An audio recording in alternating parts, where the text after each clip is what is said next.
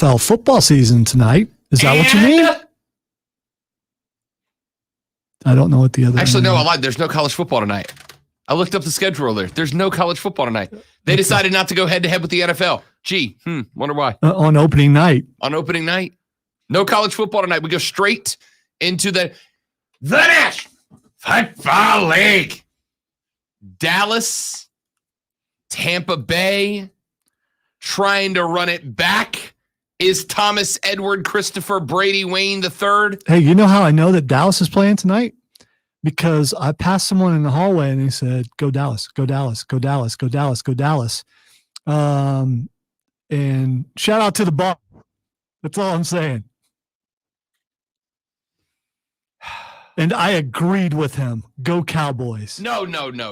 You didn't agree with him. Go Cowboys. This is one of those situations where you don't really care who wins as long as that guy loses. The greatest living American, Tom Brady. No. I do want him to lose, but saying he's the greatest living American, that is crazy talk. The greatest living American is Mark Ryan. You know what, Lonzo? I'm half tempted to do that thing now. Do we do it now? Do we open the show with it? I think we play it repeatedly throughout the show, right? So listen, I don't, our two shows stand alone and we don't, every now and then we'll pull the audio from each other. But it's rare, right? Like the other host has to say something egregious and it has to be either heard by or pointed out to us for us to go, I am going to go pull audio from the other show to bring to ours. But this is one of those cases where I was in my car. I was listening to Offsides with Mark Ryan and Diesel. I had to hear this. So you have to suffer now too. This is exactly what I did to Zoe with the damn Applebee song yesterday. I didn't play it because I thought Zoe was going to like it. I played it for the exact opposite reason. Because I had to suffer through it. And therefore, you have to suffer through it.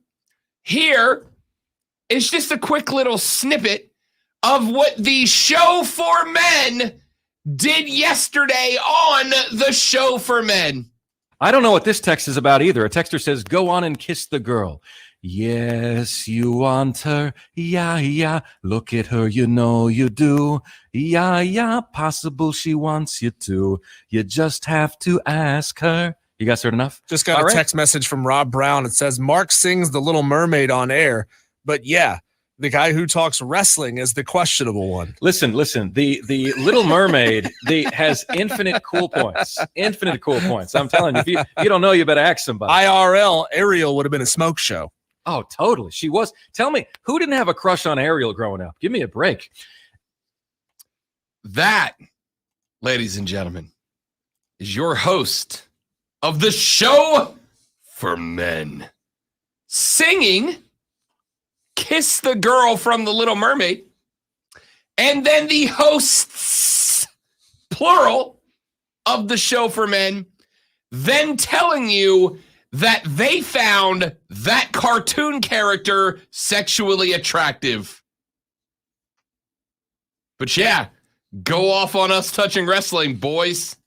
Now, if he would have said, there was a live action version of this, not really called that. It was a movie called Splash, and Daryl Hannah was kind of hot in that.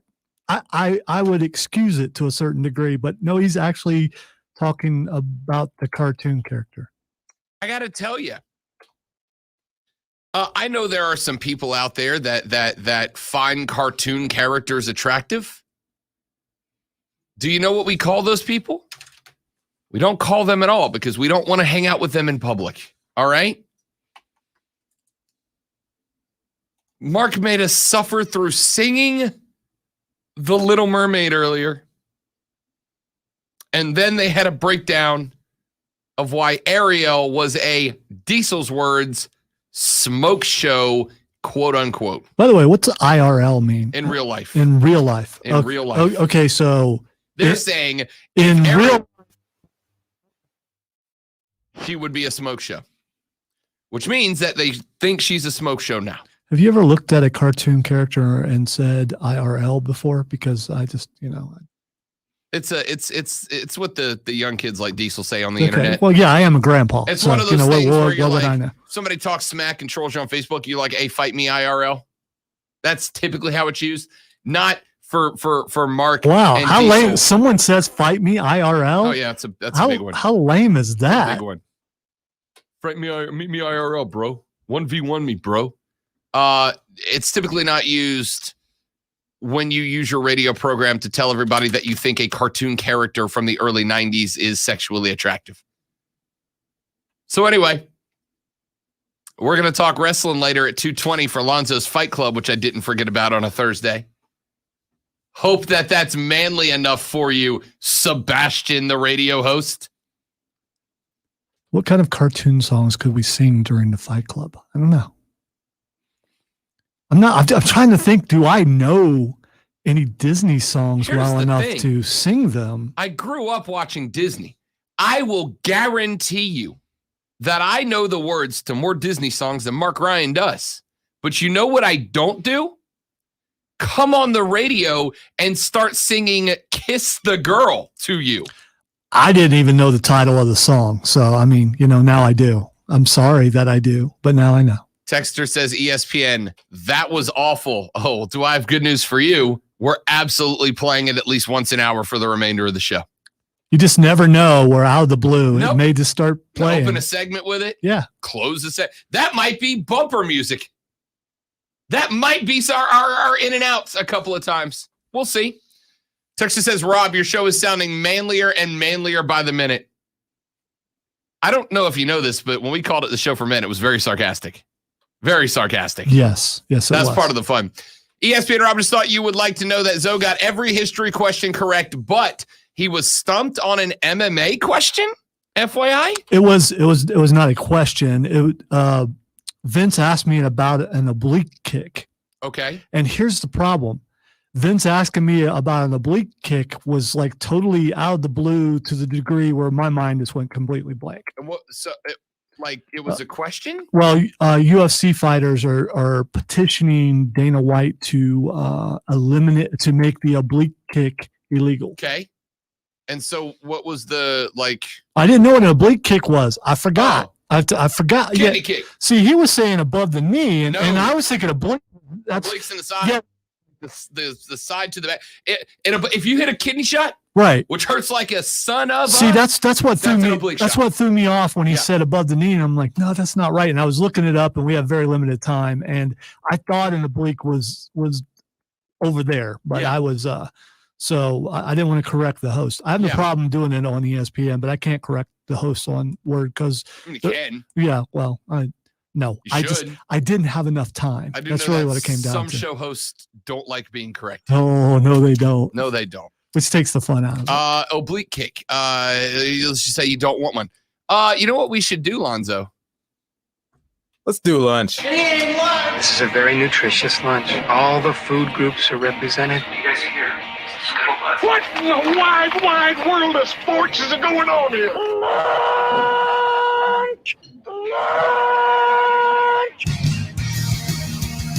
The lunch breakdown of 3 things you have to know before you go start talking sports with your friends, family, coworker, or the dog. Whoever you spend your lunch break with. These are the scuttlebutt, man. These are the things you'll have to know about. Texter says, ESPN, make that a promo, please. And subject you all to more of Mark Sings The Little Mermaid? Is that what you want me to do? See, no, I can't Can't do do that. Yeah, it drops the quality. Can't spring it on the people who don't know it's coming. It also drops the quality of our promos, and I refuse to do that. We are an award-winning program, by the way. We are. Yeah, We have won an award. yeah. So I don't want to drop that. Item number 1 on the lunch breakdown. If you don't mind, Lonzo, give me the, I forgot what clip number it is because I didn't put it in, but the soccer clip. Last night, the Americans go on the road. They're down at Honduras. They find themselves in an 0-1 hole at halftime. And I got to tell you, I was in outrage mode. I was ready to drive to the USF headquarters and hand Greg Berhalter the pink slip myself. And then this happened. The U.S. just being sloppy in possession. The ball finds Josh Sargent, tries to take on players in the wrong position, and he touches by Rubio, looking for the runner Rodriguez now. Early cross, edge of the 6, and it's the opening goal for Honduras. After a giveaway in the midfield, it's Brian Moya who breaks the deadlock. And the Catrachos strike first. Robinson deals with it. Pepe laying it off. This is Pulisic now 2v2 with help from Robinson and fresh legs on the way. It's Pulisic. Leggett. Plenty of targets in the box. Lovely delivery for Pepe left behind. Robinson! It's an instant response straight out of the halftime break. Anthony Robinson with the equalizing goal for the Americans. Downhill football after the formation change. good hold-up play there by Ricardo Pepi. Christian Pulisic being decisive. He sees space, he attacks it, and then look, this is a quick early ball, early decision here. Sebastian Leggett recognized that there are numbers in the box. Ricardo Pepi making that near post run affects the play just enough. Anthony Robinson just introduced to the game, the left back getting forward. A cultured, little calm, composed finish. Aronson. Leggett. And Yedlin. Lovely cross. Pepi! Pepi by name and Pepi by nature. The youthful exuberance of the teenager has fired the Americans into the lead. Well, this is why so many U.S. fans were excited when they did see Ricardo Pepi's name on the team sheet. He's been doing this in MLS, being a presence in the box, whether it's taking goals with his feet, whether it's winning headers. He's his positioning, it's his intention to go and attack the ball. Really give it away. It has been. It's Pepi again on the front foot. He's got Aronson in support. Ricardo Pepi with the square ball. Aronson has put it away. And surely that's 3 points for the U.S. Goals in back-to-back games for Brendan Aronson. And a dream debut for Ricardo Pepi with a monumental influence. Big moment here. We talk about the U.S. just being smart, seeing out this game, and when the opportunity presents itself, you take that third goal. They do just that. Recognizing the little mistake there on that left-hand side, Ricardo Pepi takes the ball in stride, sees Brendan Aronson, and puts it on a platter for him. Brendan Aronson getting goals in back-to-back games. Adams finding little resistance here. Pepi already has a goal to his name. It's Ricardo Pepi! Touched wide, and Leggett puts it away for the USA's fourth. A game turned on its head, and 3 huge points for Berhalter's Americans. 4-1. After trailing 0-1 at the half, the Americans pop off in the second half. Listen, we're going to talk about this later on in the show, and I absolutely want you soccer heads to get in and talk about this with me. The Americans had 3 games in this opening World Cup qualifying window. They drew 2. They won 1. They played 5 terrible halves of football. They played 1 good half. Is the great half, the excellent half last night where they scored 4 and won the game. Is that enough to go against the 5 pathetic halves of football that they played in the first 2 games in the first half of last night? So we're going to address that later on. But the goal was 5 points. 7 would have been excellent. But they get to 5. They get the minimum goal. Not in the order that we expected. You'd have thought a point away, 3 at home, a point away. Instead, they get a point away, a point at home, and then 3 away. But they got the 5 they needed.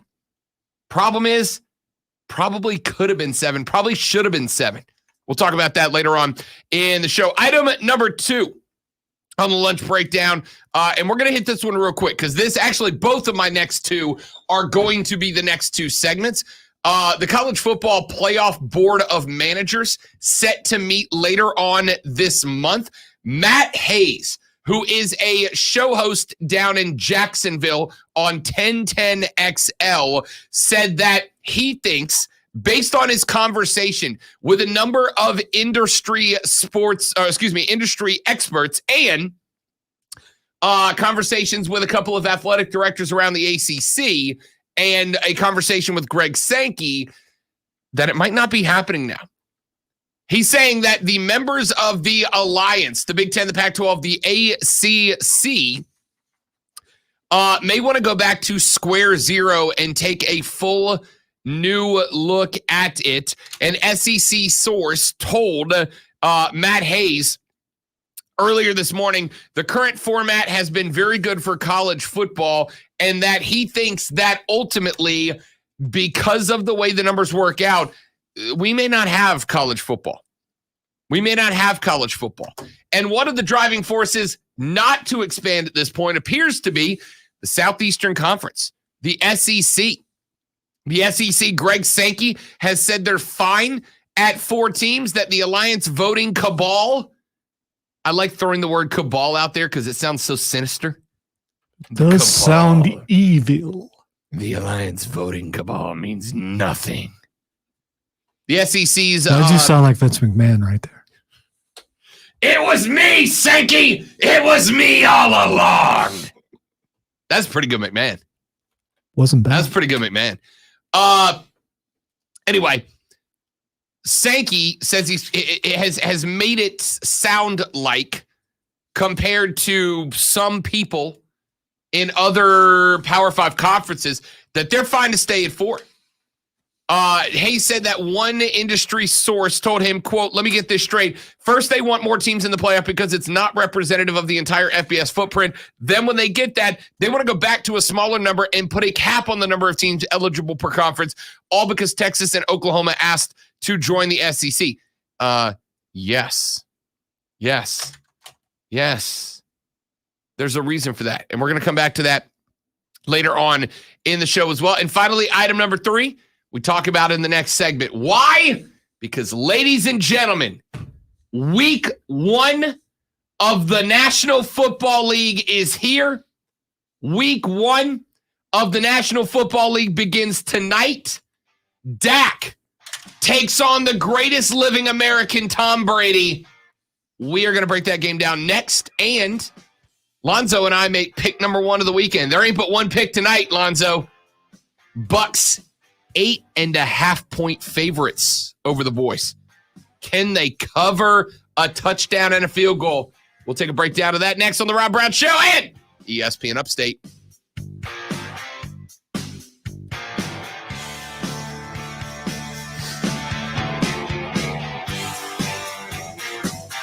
Harley Davidson of Greenville. Ladies and gentlemen, can I holler at you for just a minute? Listen to me. I've been riding motorcycles for 7 years now. And I will tell you that in the 7 years that I have been driving motorcycles, it has been a huge net positive for me. At spots in my life where things have been tough, at times in my life where work has been just overbearing, not here, never here, but just like in the past. At times in my life where I've had relationship struggles, at times in my life where things have not gone my way, I have loved being able to jump on the back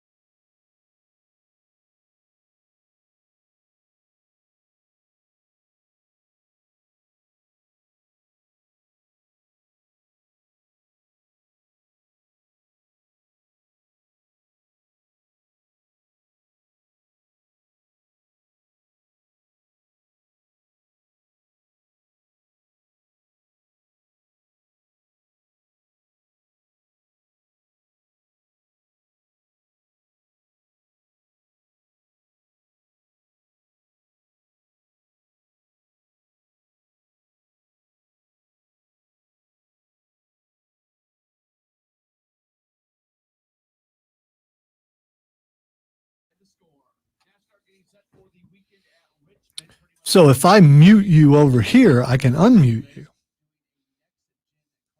stream. Yes, because So you can mute me over there, and if you mute but me, I couldn't you before. can unmute me. So I think if you mute yourself, I can't unmute you. Oh, I can't unmute you because you have chosen to mute yourself. So it looks like, so you can mute me over there. Yeah. And unmute me. Because I muted you first, I could unmute you. But I couldn't before if you muted yourself. I gotcha. 10-4. Yeah. 10-4.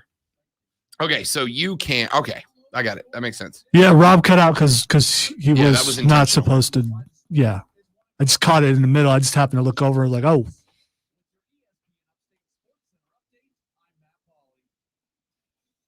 Oopsie.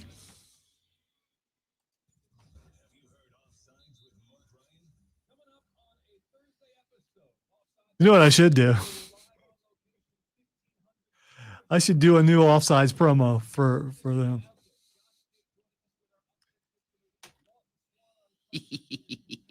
I am the executive producer after all. I could do that if I wanted to. I'm not gonna though. Keegan, everything falls apart. It's never all the way together, pal. What fell apart? I muted it in the middle of a live, which wasn't supposed to be on the air. I don't know what's going on. I fixed it, man. By the way, the executive producer to the executive producer is checking in on us. Yeah, I know. I saw that. She's happy. I got her music in her office this morning, so. Oh, I have breaking news for you when we come back. Actual breaking news.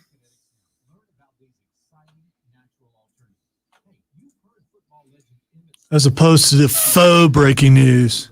Denting news, I believe, is what we have affectionately. Faux, bro. It's not real. It's faux.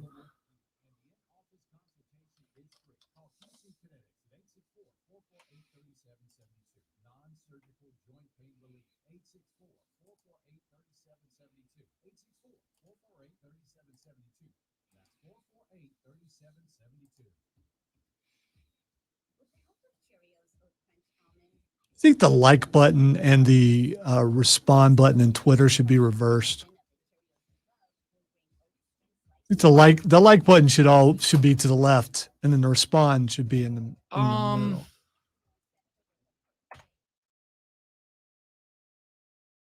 Just because I keep pushing respond instead of like. Oh, I see what you're saying. I don't know. Is the like button in Facebook? Is that because the like button in Facebook is all the way to the left. That's what it is. I was wondering why I kept doing that. Now I know.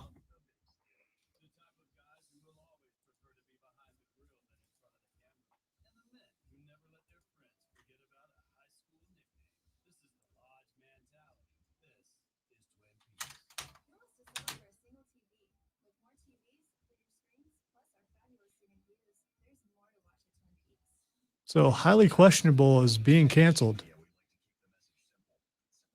Do I know? Oh, highly questionable is being canceled. Yes, it's being replaced by your boy Max Kellerman with a new afternoon show called Really? This Just In. Yes.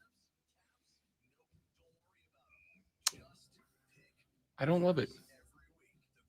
I like highly questionable. You know what I like? It's the only dressed down show they have. Yeah, but It's the only dressed down show they have. And no Poppy. the people who do No highly Dan, no Poppy. questionable Yeah. dressed down.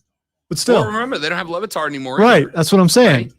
So The show shouldn't have went on after he left. No, anyway. I mean, cool. Call it something else. It's fine. But like, I love the Nolan, Kimes, and then rotating dude in the middle format they have.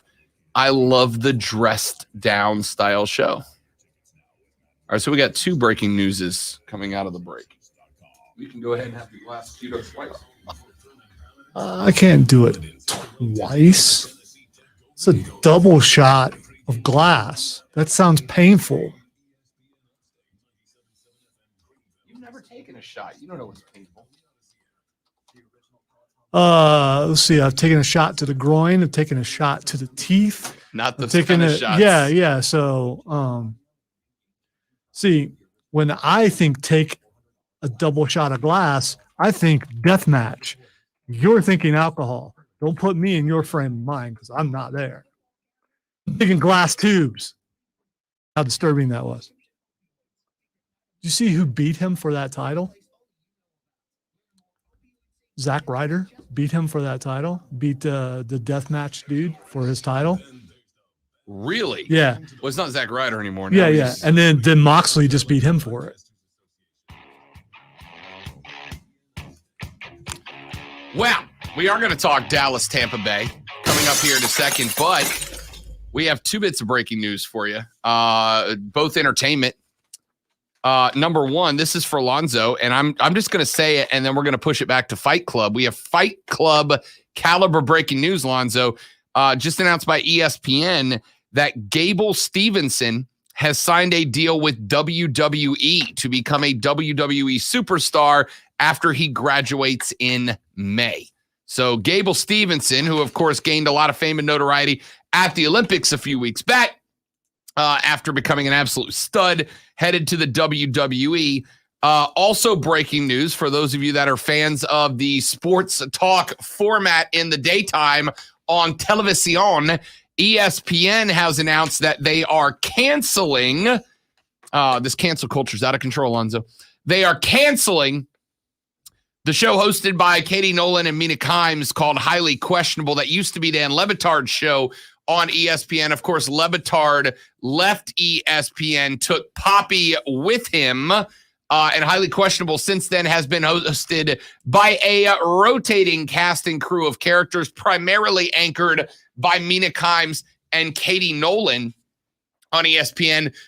They are going to be removing that, and Max Kellerman will be getting a new talk show in that slot just a couple of weeks after he was removed from First Take, which is now Molly Querim Rose and Stephen A. Smith, with a rotating cast of co-hosts on that show, because Stephen A. Smith is apparently ESPN now. All right. So no one's talking about the obvious thing here.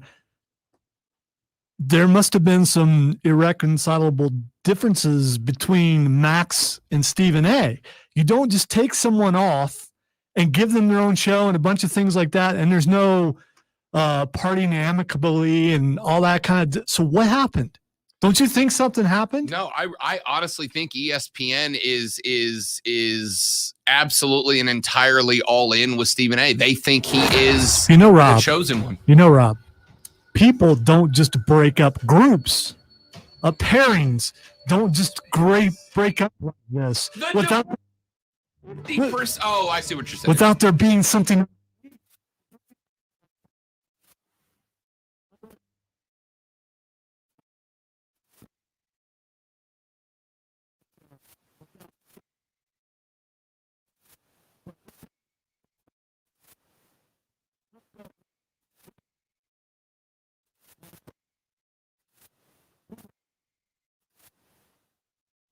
Is making like $6 million a day. I'm sure Max is making Max some is good doing coin just too. fine. Yeah, Because but Max has also been added to the morning show radio lineup. Right. So now it's Keyshawn, J. Will, and Max. which have you listened to it any at I all? It's not bad. They're trying to find their way. Yeah, it's going to take a couple of weeks. I still want to know who the lead dog is. Yeah, it's going to take a couple of weeks. I think, for instance, like you and I were very fortunate in that we had done enough shows together with me filling in on the other show and you filling in for Diesel in certain times. You and I had done enough radio that when we made the switch and you joined this show, we already had a pretty decent chemistry to build to the ground running.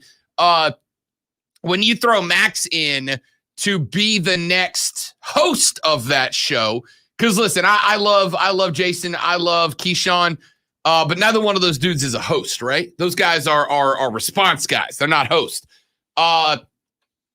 Max has got to take over as the host of that show, and it's going to take some time for him to learn the little hitches and the little idiosyncrasies of the other guys to develop that chemistry that Lonzo and I have so absolutely award-winningly down pat. I watched the first morning, and then I watched this morning, and I think it's going the opposite direction right now. I think they're being reined in to a certain degree because there's a lot of over-talking, which is it happens in radio. You over-talk, you interrupt, things like sometimes it works, sometimes it doesn't.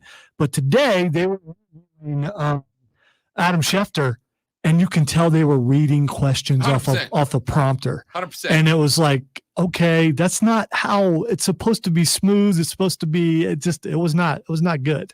Texter said, ESPN, sorry, what did I miss? I was in the middle of a trap music break. Another texter says, ESPN, can't wait to see Gable Stevenson on AEW in a few months. We talked about correcting the host earlier. I got to do this. How about, buddy? There's no N in Gable's last name. Oh, there's not? No. How dare you correct me? Yeah, I'm trying to help you before they come at you. It's Stevenson. It is not according to this ESPN headline I'm looking at. Well, they spelled it wrong because I've never heard it with an N, and I looked it up and just to make sure because I would not correct. Oh, you're right. Their headline has it incorrect. Yeah, but the first line has it right. So I would not correct unless I was absolutely No, sure. So you're good. I'm offended, and you're fired. As if that could. Texter said, Rob, they were better off with Alan Hahn. Max is completely trying to take over and take the spotlight off of Keyshawn and Jay Will.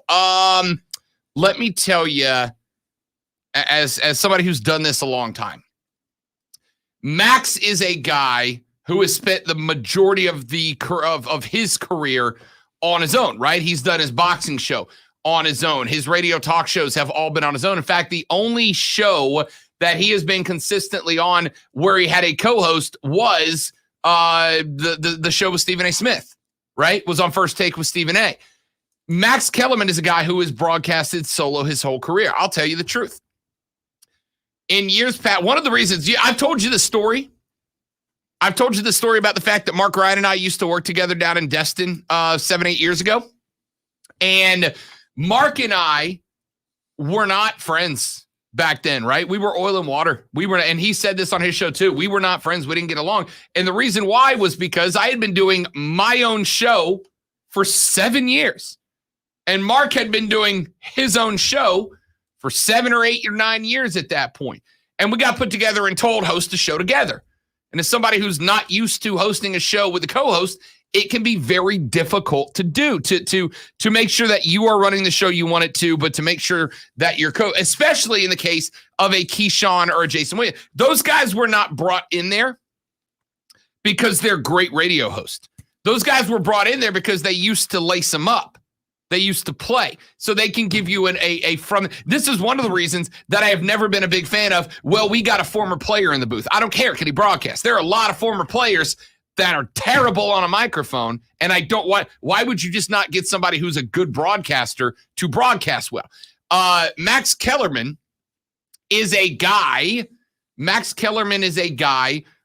who's a good broadcaster, and he's used to doing it on his own, and now he's in a box with Keyshawn Johnson and Jay Will, a couple of guys that are not broadcasters. They are athletes who are broadcasting, and it's hard to get the chemistry down, especially when you are, and Mark and I have both been in this situation too, a former or a current broadcaster, an award-winning broadcaster who is paired up with an athlete who doesn't know anything about broadcasting, and you'll notice in the name of that show, Lonzo, Keyshawn, Jay Will, and Zubin, which two names come first on the marquee?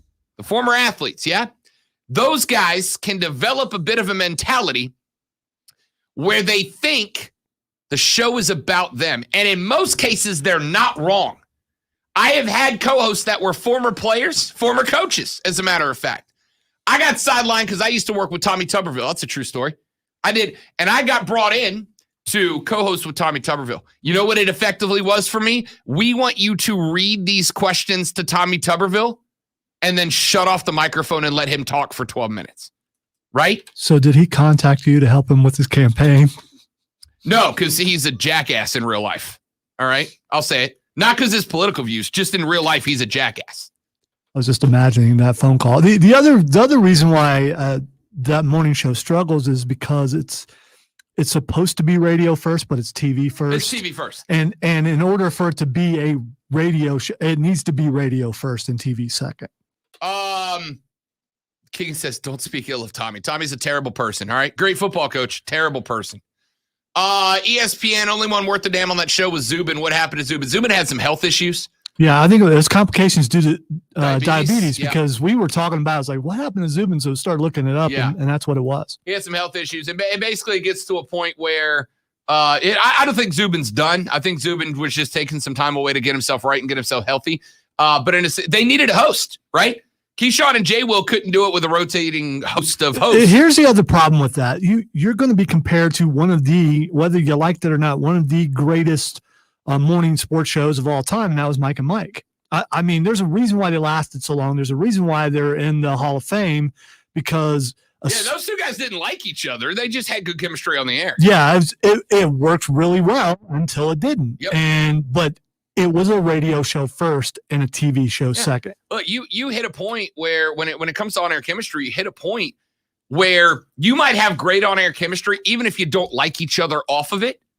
And there comes a point where the off-air volatility becomes more powerful than the on-air chemistry, and it just doesn't work anymore. Mike and Mike hit that spot. But you have to build up that on-air chemistry, and it's going to take some time for Kellerman to fit in. Texter says, it's just a Max Kellerman show now. He took that thing over. He's going to, because he's used to carrying a show, right? He's used to carrying a show. When Mark and I worked together, you put together two guys that were used to carrying a show, and we ended up effectively doing two different shows that just alternated segments for 3 hours. Kellerman's got to take some time. It is going to take some time for Kellerman or anybody else. He was also brought there to do what he's doing. Yeah. They need someone to control the whole thing. That's what Zubin did, even though he was, number 3 on the pecking order as far as fame goes. He's a moderator. He was the thing on time, all that kind of stuff. Now Kellerman you got to have that. Texas says ESPN, Mike and Mike is my blank. Then Dan Le Batard. Why did they get rid of Le Batard? You have the industry answer, and you have the answer I suspect is the case. The industry answer is we just wanted to go a different direction. I think there's two real answers. Lonzo is rubbing his fingers together to indicate that Le Batard wanted more money, and I think that's a good chunk of it. And the other one is politics. I don't think yes, I think it's the fact that Le Batard's show is 85% and not about sports, right? Le Batard spent more time on not sports than we do. Yeah, but to the degree where it's one thing to be controversial, it's another thing to be where that's the only thing you're being known for, when the show itself should be. And he just seemed to get himself in a lot of trouble. But a lot of that I think was on purpose, because he wanted away from there so he can make more money on his own, because he's seeing some other guys who've done that and they've went to XM or places like that and are able to up their cash flow. Yep. I completely agree. All right, 844-477-3776, 844-GSP-ESPN. Let's take a break. We're back after this on the Rob Brown Show. Rob Lonzo, you, it's ESPN Upstate.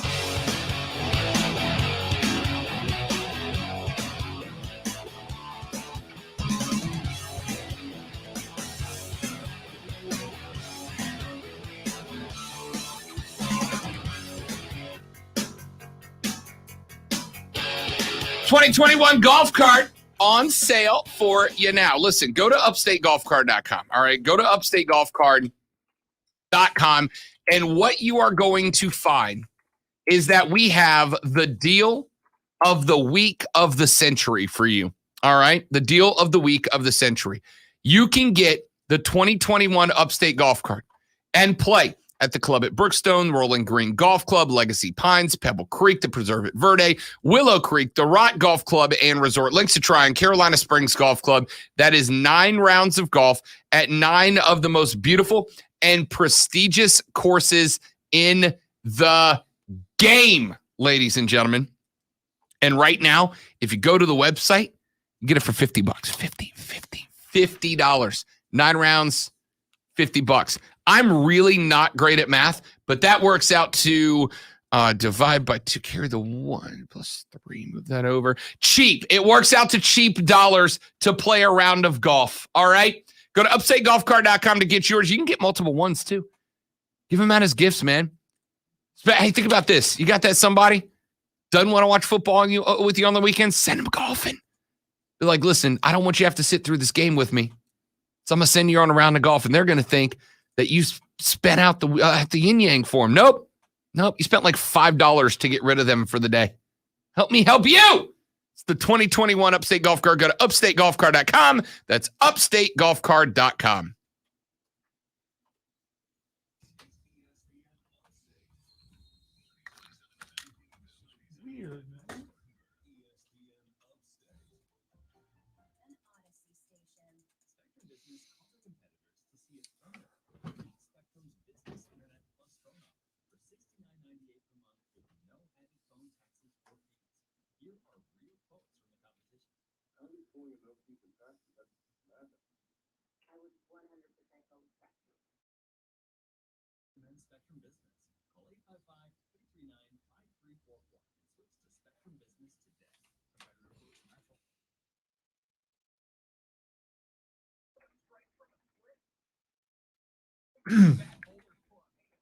Speaking of this promo,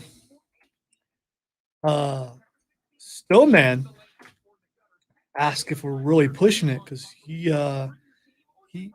threw some doubt our way that we could get more people out there from. I mean, no, he did this live to me in person. So yeah, I heard some doubt there that our people wouldn't come out in droves.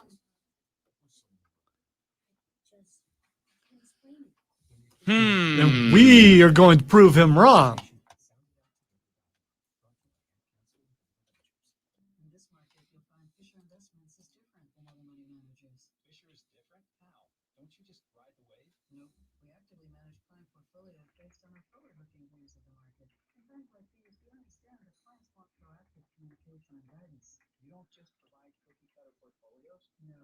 Jericho's podcast has showed up on my Twitter. I've been listening to this podcast with Nico McBrain from Iron Maiden, the drummer. Pretty fascinating because dude he is pretty old, but it's an old man talking about drums, but he's talking about fills and all these different things. It's like, I'm really interested in that. I would listen. That's yeah. It was really, really cool. And how they went about recording their latest album. And it talks about how social media complains if you do it one way and complain if you do it another. Apparently their new album has a lot of 12-minute songs on it.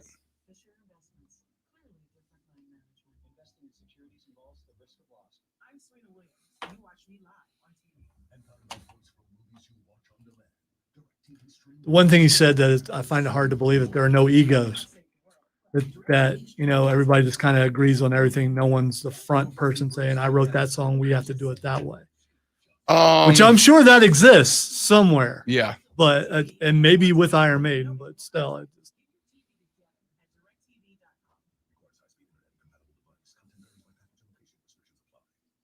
original Peloton bike offers more motivation. Great job, team! 70% of members say they work out more now with Peloton than before. Get game-changing cardio at a new game-changing price. The original Peloton bike, now $400 less. Learn more at onepeloton.com.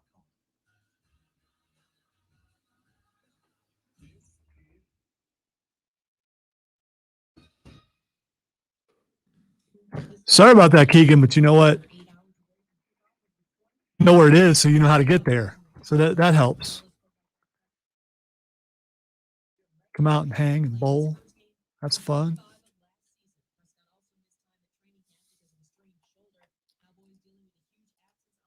It's one night a week, Keegan. Yeah, it's Thursday. One night a man. week. Yeah, I believe in you, buddy. And there's going to be prizes.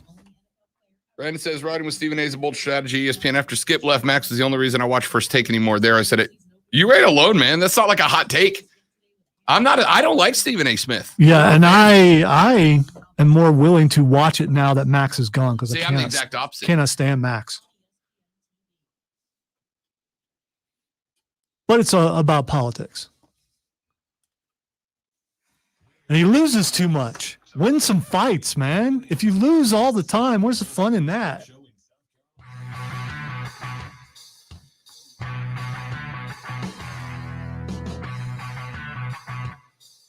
Prison. All right, quick segment here because we are way off the clock. 844-477-3776, 844-GSP-ESPN. Text us at 71307, 71307. Tweet us at The Rob Brown Show, at Lonzo on Word. Coming up in the next hour of the show at 1 o'clock, we're going to be joined by Rashad Beard, host of the Panther Nation podcast. We're going to chat with him, and we got a week one breakdown for you. Also coming up in the next hour of the show, going to spend some time talking Team U.S. Soccer. Big 4-1 win last night. Huge 4-1 win last night. Really pumped about that one. That being said, I went off on Greg Berhalter Still don't think he's the right guy. And I'll tell you right now, I still don't think he's the right guy. I still think it's time to make a change. One good half does not negate 5 bad ones. We're going to talk about that later on in the show as well. Plus, obviously, we got to break down Dallas and Tampa Bay. Week 1, game 1 of the National Football League. That's coming up. We're going to make our pick for that game in the next hour. Gonna be busy. Gonna have some fun. Stick around. Don't go anywhere. I'm Rob. He's Lonzo. This is ESPN Upstate.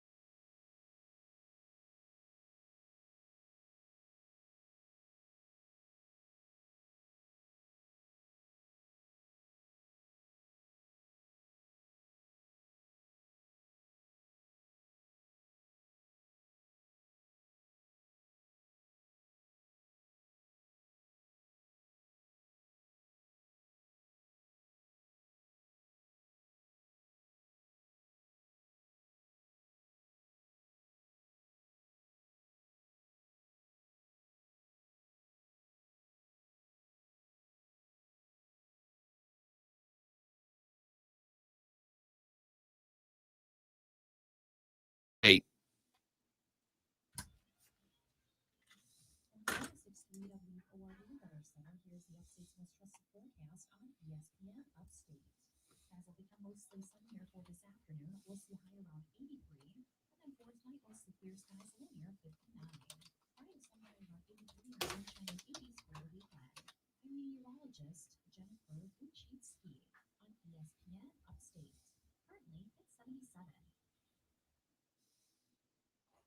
So Lawrence Fishburne is not in the new Matrix. He's not? That's Thought he what I'm was. being told right now.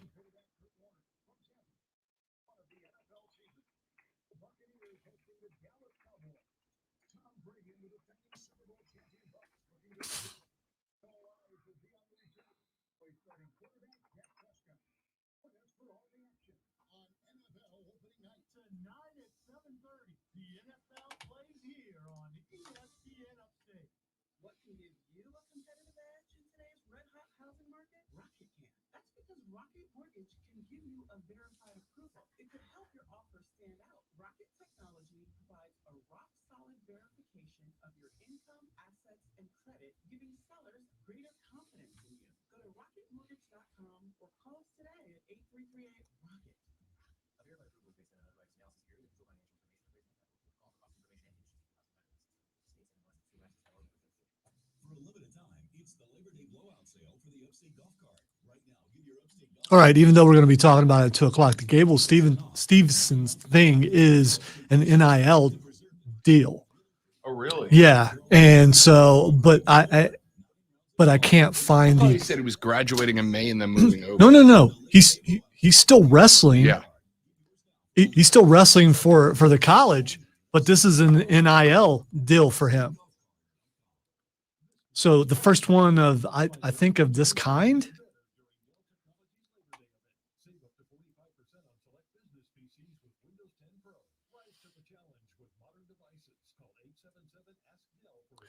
WWE signs Olympic gold medalist and reigning NCAA wrestling champion Gable Stevenson to an exclusive agreement in the company's first ever NIL deal.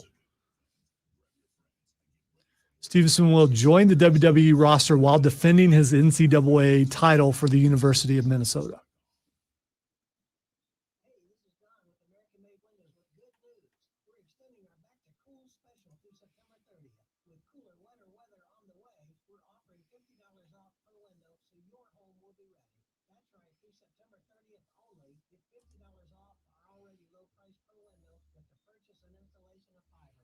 Visit amwupstate.com or call 334-6030. And remember, the best windows are American made. Introducing Fidelity Income Planning. We look at how much you've saved, how much you'll need, and help you build a straightforward plan to generate income even when you're not working. Plan that gives you the chance to grow your savings and create cash flow that lasts. Start, stop, or adjust your plan at any time. Talk to us today so we can help you go from saving to living. Fidelity Brokerage Services member NYSE SIPC. Antonio's Animation Studio needs a 3D designer every day. Someone who's as artistic as they are organized. How are we going to get all this done? What about the production schedule? Indeed can help him hire great people fast. I need Indeed. Indeed you do. Screen for quality candidates with the skills your role needs with Indeed Assessments. Visit Indeed.com/credit and get $75 towards your first sponsored job. Terms and conditions.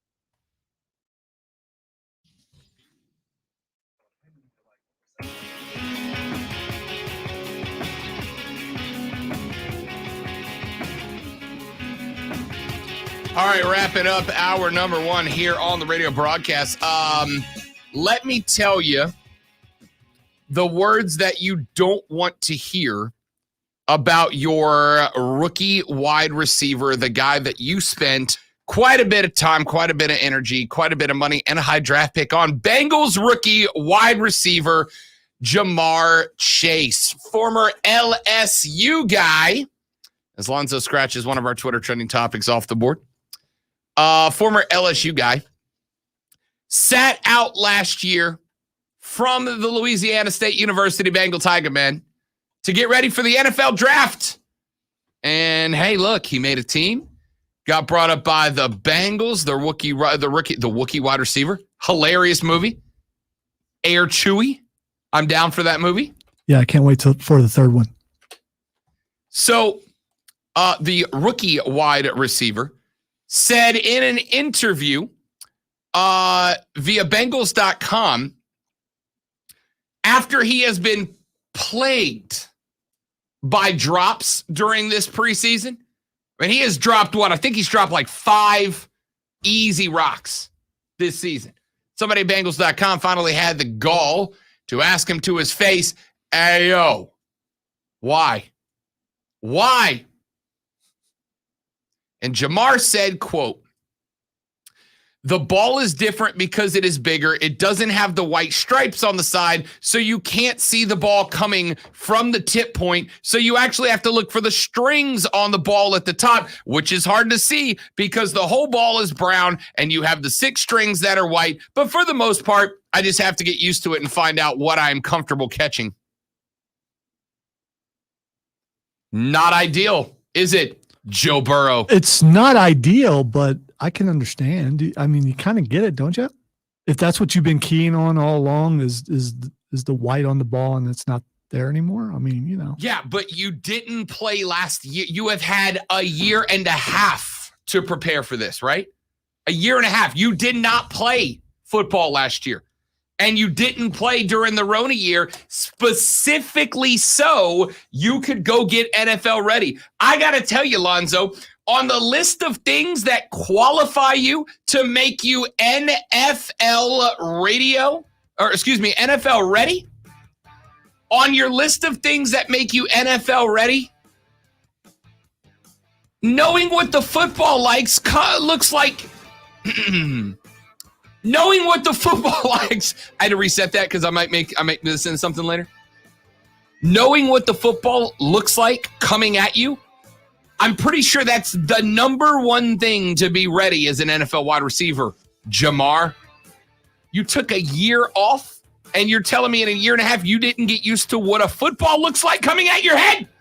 Not ideal. Not ideal. Rashad Beard of the Panther Nation podcast joins us next on the Rob Brown Show at ESPN Upstate.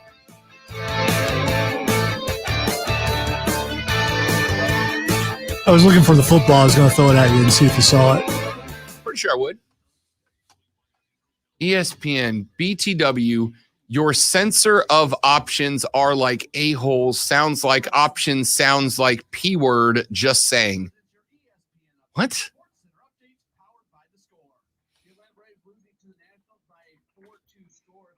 I need the phone number.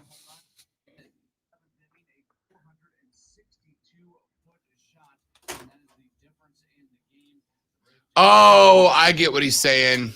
Never mind. Okay.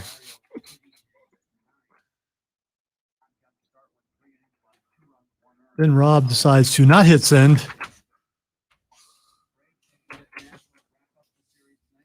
Oh, phone number.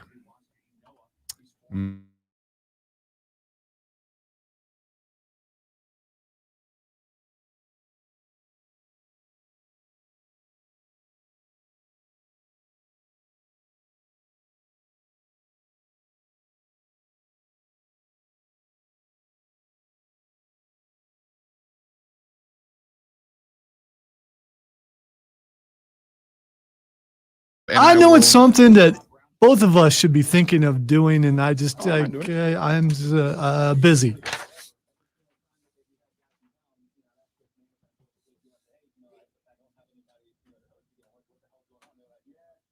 Yeah, remind me after the show, and I'll print you out the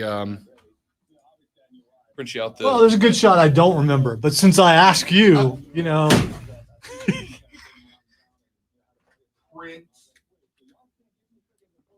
So, a guest director. Honor in being the official party ambassador of the team. That's pretty common knowledge. It's because I'm elderly, Rob. I forget things. That's why I don't yell at you. It would be senior citizen abuse.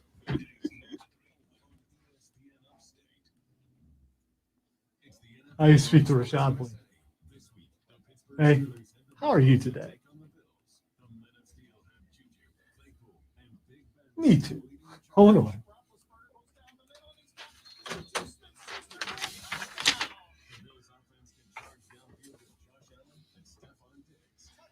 Let's see. Did you get a new diary? No, I've decided to start keeping show notes in paper format. So I've been doing it on a Google Doc this whole time. And today.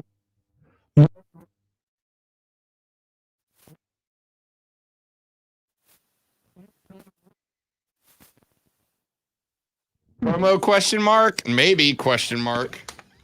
That's what it is. The Rob Brown Show back on your radio. This is ESPN Upstate, and this is our number 2. I am Rob Brown, the legendary one. Lonzo sitting directly across from me, and it's Thursday, and you know what that means. To the phone lines we go to talk some Carolina Panther freaking football. We welcome the host of the Panther Nation podcast. He is my friend on and off the air, the great Rashad Beard, hanging out with Rashad. It's week 1, baby. Rob, so what's going on? It's week 1, ready to go. Let's get it done. I'm trying to tell you, man. I'm trying. You know, it was last week that we kind of talked about it very briefly, and we're like, hey, last week, next week, it's week 1. It's almost here. And I mean, like, we were excited. We knew it. But I got to tell you, man, I got up this morning, Rashad. I opened the door and the windows, and, the air is a little more crisp. The grass smells a little bit fresher. It just feels like football season, fella. Yeah, 100%, man. It's go time. Getting a little cooler outside. So yeah, man, it's go time. I'm ready for it. I'm excited, and I'm ready for week 1. I love it. All right, let's jump right in. We know the storyline is Sam Darnold getting his opportunity to get a little revenge against the New York Football Jets. This one's going to be right up the road from us, right next door to you, as the Panthers host the Jets. Carolina, Rashad Beard, is the favorite in this game. Vegas has got them sitting between -3.5 and -4.5, depending on where you put your money down. But Carolina opening as a favorite. Listen, the Jets aren't very good. I think their over/under on the year was set at like 4 by most of the Vegas books. So it's great that you're included in the majority of the league expected to beat expected to beat New York. But for a team that has had the offseason that they've had, for a team that is trying to find themselves like Carolina will, it's got to be nice to open the game as a favorite, but you got to go out there and you got to execute. Yeah. Favorite's all good. That's all good, but you definitely got to go out there and execute. And I got to be honest, man, as I was, putting on some film, looking at this thing, putting it on paper and reviewing the tape, it got a little bit closer than I thought. I started looking at some of the personnel, and I'm like, man, this while it is winnable and while we should win this game, where we are soft, they are a little bit stout. So I started to walk back my dominant victory. I thought my super confidence kind of dwindled a little bit, but I still think we can win this game. But definitely closer than I thought. Definitely closer than I thought for sure. Talk to me about that, man. Talk to me about that confidence dwindling a little bit. Yeah. I just, when you look at the Jets, Saleh their coach is a very good defensive coach. And while we do have some really good talent on offense, you talk about Christian McCaffrey, you talk about the wide receivers that we have. It goes back, and if you've been listening to us conversate about the Panthers for a while, the concern has always been the offensive line. John Miller was a guy that, while he's not a superstar, he was reliable. He's out with COVID, on the COVID list. And you put in a guy like Dennis Daly, and they're going up against one of the more dominant interior defensive linemen in Quentin Williams. And I mean, he could essentially have a field day. That defensive line, I mean, they did lose a couple guys, Vinny Curry, Carl Lawson.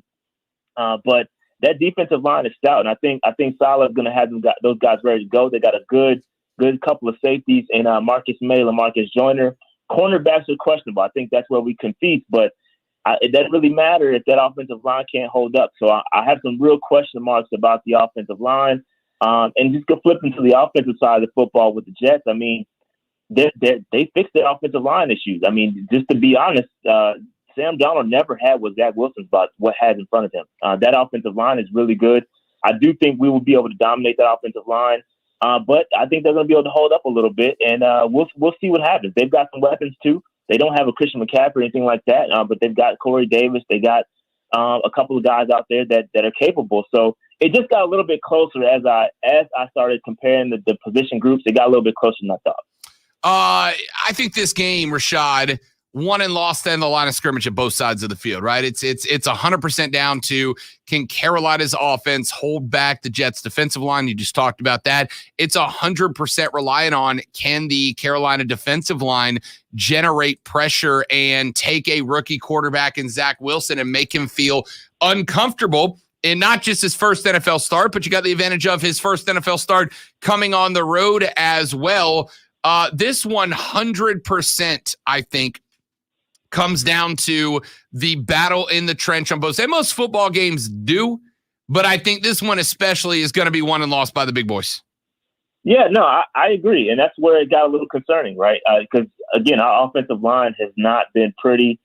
They've got a bunch of dudes out there. And there's no, other than Moton, I mean, there's really nobody out there that's going to dominate up front. I mean, those interior guys, you look at the Jets, I mean, Quentin Williams is he came into his own last year. And he was very, very good. And I think we should be concerned, especially with our interior guys. Yeah, again, you talk about John Miller, is not going to be there. Eflin is a cast-off from the Jets. I mean, do you want a cast-off from the Jets as your starter? That's what we have. They got rid of him for a reason, right? And he's our starter, right? He was one of those guys that everybody said, oh, Sam Darnold didn't have an offensive line with the Jets. Well, does Sam Darnold have an offensive line here? Because I would make an argument that the offensive line that Sam Darnold had with the Jets last year was better than what he has here in Carolina this year. I can make a strong argument for that. And so, can they get it together? Can Joe Brady call up a game to mask the deficiencies of the offensive line? I think he can. I think he did that last year. But yeah, I think it's definitely a concern for sure. And just to piggyback off what you said with the rookie quarterback, I think you got to look at what we did with Justin Herbert last year. Justin Herbert, we got him in week 4, I believe. We went out to LA and we gave him fits. So I do think Phil Snow is a very, very good defensive coordinator. I think he's going to be able to confuse Zach Wilson enough, and I think we'll be able to win this. I think we're going to win this game, but there should be some concerns in the trenches. I agree with you. We are talking to Rashad Beard, the host of the Panther Nation podcast, right here on the Rob Brown Show and ESPN Upstate. You can follow them on Twitter at Panther Nation PC. Make sure that you search them on YouTube as well, where they drop all of their material. Let's talk quarterback on the other side of the field, and that, of course, is Sam Darnold, rocking out the blue and silver for the first time in his professional career. You know, I know the storyline, I know the narrative, Rashad, is his chance to go up against his old team. I mean, you know, is there any chance that he has some level of angst against some level of desire to go prove them wrong by dropping a 45er on him or something like that? In the interviews I've heard, which aren't a lot, frankly, the guy didn't get behind a microphone a lot, but in the interviews I've heard, I don't really hear any of that out of Sam Darnold, and I don't know if that's a good thing or a bad thing. Yeah, I think that they've asked him this several times, and as soon as the schedule came out, and that was week 1, all you've heard was them ask, "Are you ready for week 1? Can you wait to go up against your?" And he's always said, "Hey, it's just another game." And while that's awesome, and I love the way he handles it publicly, and that's great. He should do it. He's a professional, so I get it. But in the back of his brain, there has to be some sense of urgency, some sense of get back. He has to want to go out there and prove the Jets wrong. I think that's just, you play a competitive sport. You have to have that in you. And I love the way he's handling it publicly. I wouldn't mind him throwing a couple jabs out there at the Jets. He's not going to do it. I would love to hear it, but it's great the way he's handling it. But at the end of the day, he's got to go out there and have a good game.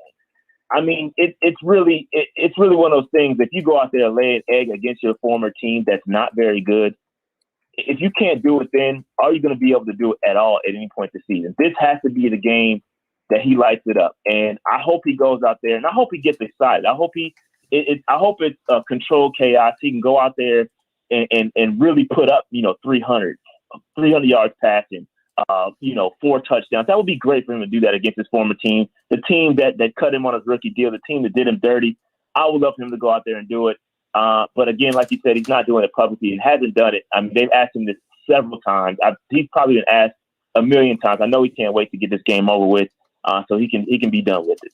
Yeah, I have no doubt, and I got to think that at some point Sam Darnold wants to just be able to focus on the football. And I guess that maybe there's even a part of that. You know, it's tough in this job and in what we do, Rashad, to speculate on the mental position, the mental space that a player is in heading into a game like this. But I guess it comes down to, when I see Brady get to a mic, when I see Mahomes get to a mic, when I see hell, even Justin Herbert last year as a rook get to a mic, Zach Wilson to some degree get to a mic, I get emotion from them, right? Like I get intensity and I get a desire to win and I get it. And I don't want to say I've soured on Sam Darnold, because when the choice came up of do we risk it for the biscuit to draft Justin Fields or do we go in on Darnold, I like the decision to grab Sam Darnold. But I get no read on the cat, man. I get no emotion. I get no intensity. And maybe he's just like a serial killer, right? I don't know about you, Rashad. I love like serial killer novels, and there's so many of them that after they're done and they get caught, people are like, yeah, he never showed any emotion, right? He never showed it. Maybe he's like a serial killer. All his emotion is just from kickoff to final whistle. But I'm getting nothing from the guy. And, 3 days before kickoff, I don't love it. Yeah, no, I'm right there with you. I am right there with you, because it's a stark difference from what we've been dealing with in the past. We've gone from a guy like Cam Newton who wears his emotions on his sleeves, right? He's going to let you know exactly what he's feeling. He's going to let you know exactly what's on his mind. If he's pissed off, he's going to let you know. If he's elated, he's going to let you know. And you can see it all over Cam Newton's face. You're gonna know how Cam Newton feels.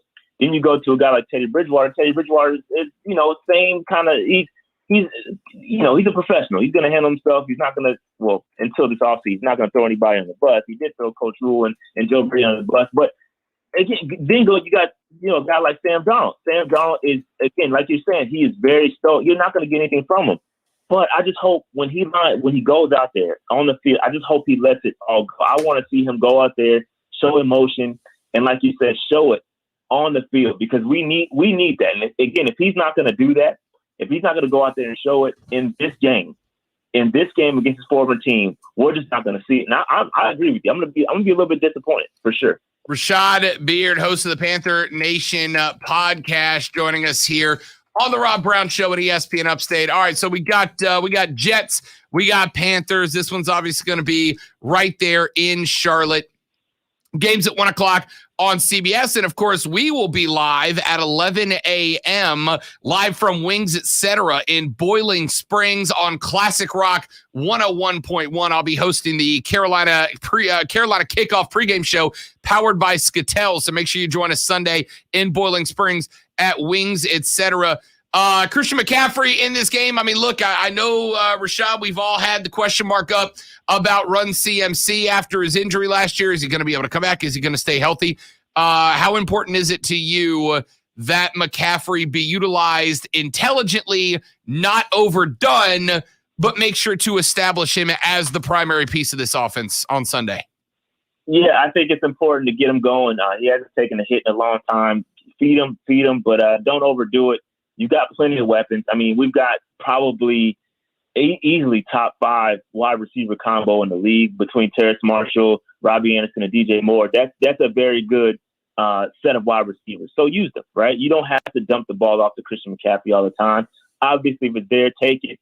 But, get creative enough with those wide receivers to get them the football. I mean, Christian McCaffrey is not the only guy out there. And I've said it 1,000 times. I love Christian McCaffrey. I love him to death. I think he's a great player.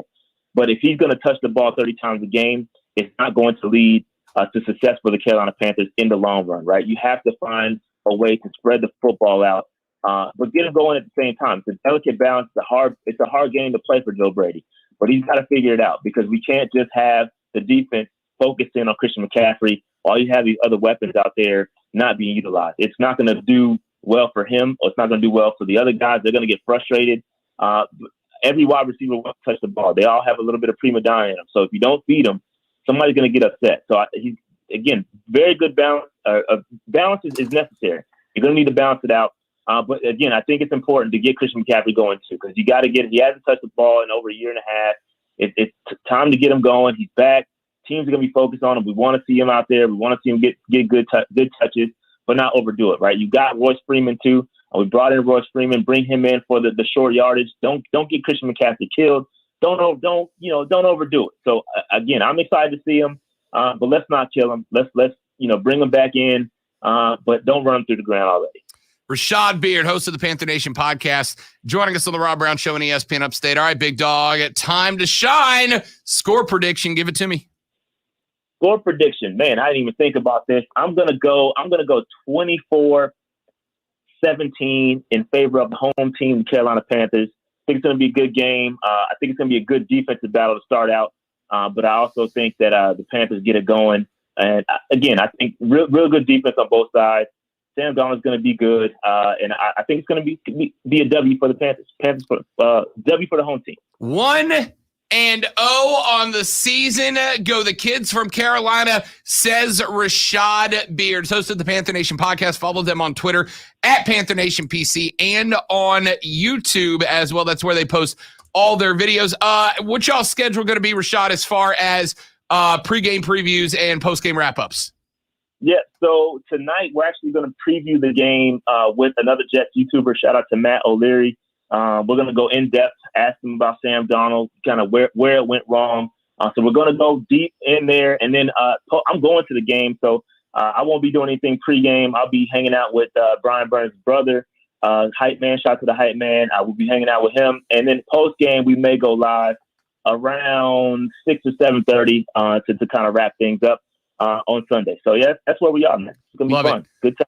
Love it. Can't wait. Make sure you follow them again on Facebook, on Twitter at Panther Nation Podcast, and of course on YouTube where they put all the stuff. Rashad, my man, happy week one, big dog. Can't wait to get it on. We'll talk next week.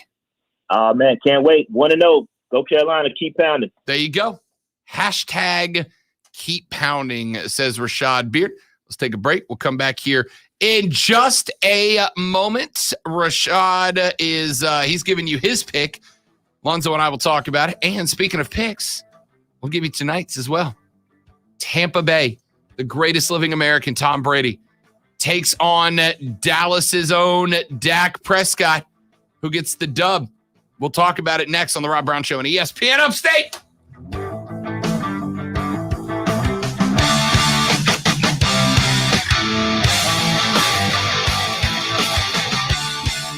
Hall of Fame Smack Talk today, Lonzo. Small talk. Hall of Fame, not just Smack Talk, pal. No, they say small talk. That's right. Hall of, sorry, that's what I meant. I made him feel uncomfortable. Did you?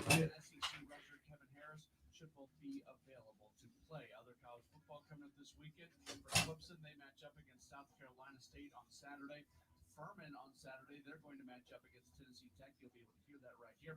And at Coastal Carolina, they are going to play tomorrow when they host the Kansas Jayhawks. Carolina Panthers of football, they open up their season coming up on Sunday. They will match up against the Jets. You'll be able to hear all the action on our sister station, Classic Rock 101.1. Download the Score app today. Lightning fast sports alerts so you never miss a thing. It's why the Score app is one of North America's most popular sports apps. With your ESPN Upstate Sports Center update, I'm Matt Pauley. High school football fans, I'm Cole Bryson. Get the scores, discussion, interviews, and more on the Saturday Morning Scramble powered by Tellers Federal Credit Union. Every Saturday from 8 to 10 a.m. It's reverse. Wayne Meadows, right side. Touchdown. Wayne Meadows. It is a one-score game. Saturday Morning Scramble. ESPN Upstate. Everywhere on the Odyssey app. Powered by the Saturday Morning Scramble. Don't go through the fall months with that joint pain. Call QC Kinetics now. Regenerative solutions are here, bringing lasting relief from joint pain. With no downtime, no surgery, no steroids. QC Kinetics uses natural biologic therapies that restore and repair damaged tissue in your knees, shoulders, hips, and back. Patients here are raving about the results. Listen, you don't have to live with that chronic pain, and don't think surgery is your only option. Call QC Kinetics now. Learn about these exciting natural alternatives. Hey, you've heard football legend Emmitt Smith talk about QC. It's time to see what this is all about. Fall is the time to enjoy life to the fullest. Act now. Restorative, regenerative therapies are available here, and the in-office consultation is free. Call QC Kinetics at 864-448-3772. Non-surgical joint pain relief. 864-448-3772. 864-448-3772. That's 448-3772. You know, this is online, so we can pretty much talk about anything. You ever walk into a restroom and wonder what kind of vile, disgusting thing people are putting in their body because of what vile, disgusting things that come out of it? You ever think about what did that person eat? And should I?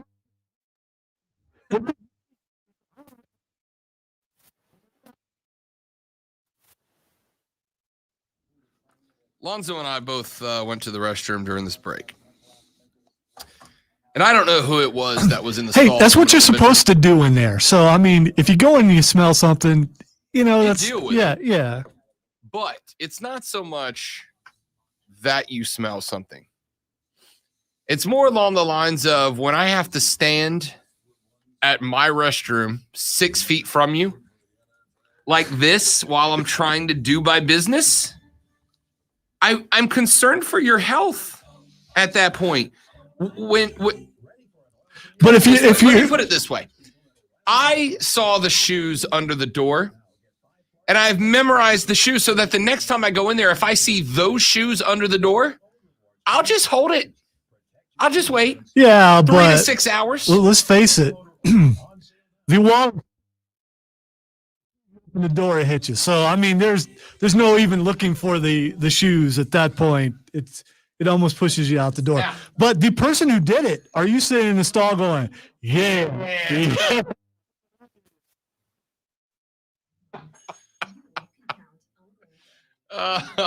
Oh, man. There's got to be a certain amount of pride if you cause someone to just not come in.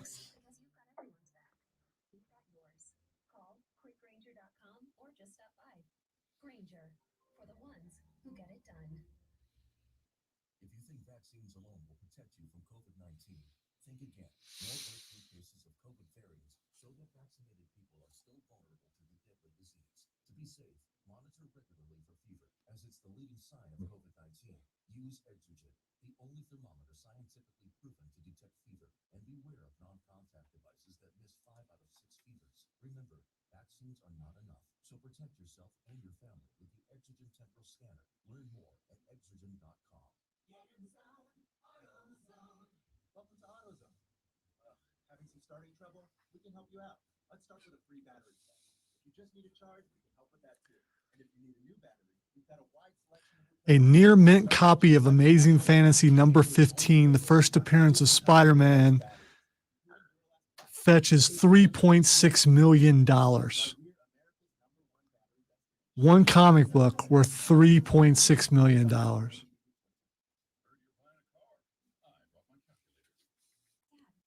Makes me want to go home and look through my boxes and wonder if there's something in there worth that kind of money, so I don't have to come to work tomorrow.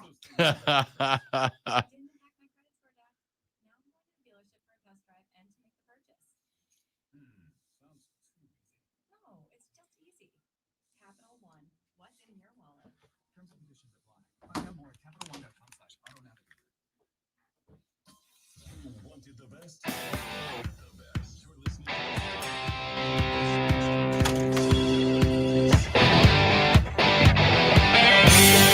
You know those online on the internet, there's like an online game where they give you like 4 items and it's like, which one do you want to bring back, or which one would you get rid of these 4 things, right? Yeah. And it's a game that they play called One Gotta Go, which is, it's kind of cool. It's fun. Anyway, somebody just our buddy Shorty over on B9, formerly of one of our stations here in the area, put up one a minute ago where a guy asked, which one would you bring back? But he only put up 2 selections, and the 2 selections he put up, Zoe, were Crystal Pepsi or Surge. Who the hell would bring back Crystal Pepsi? Who of you would bring back Crystal Pepsi? I would pick Surge, by the way. I just want to point that out. But Crystal Pepsi... Correct, because you're not a lunatic.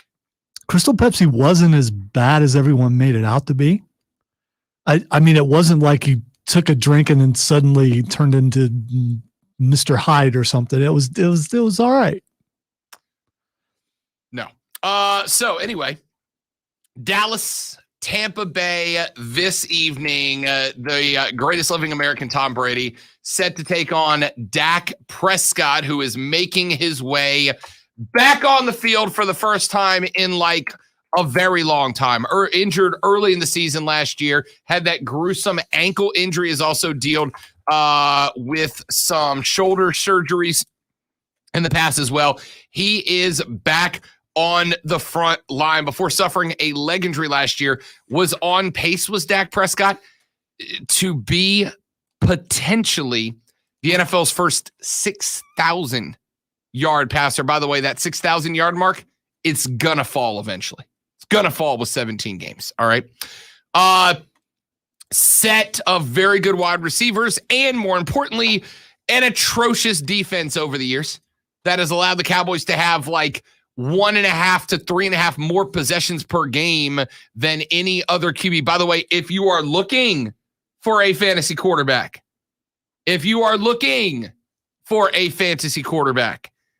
Dak might be your guy, TBH.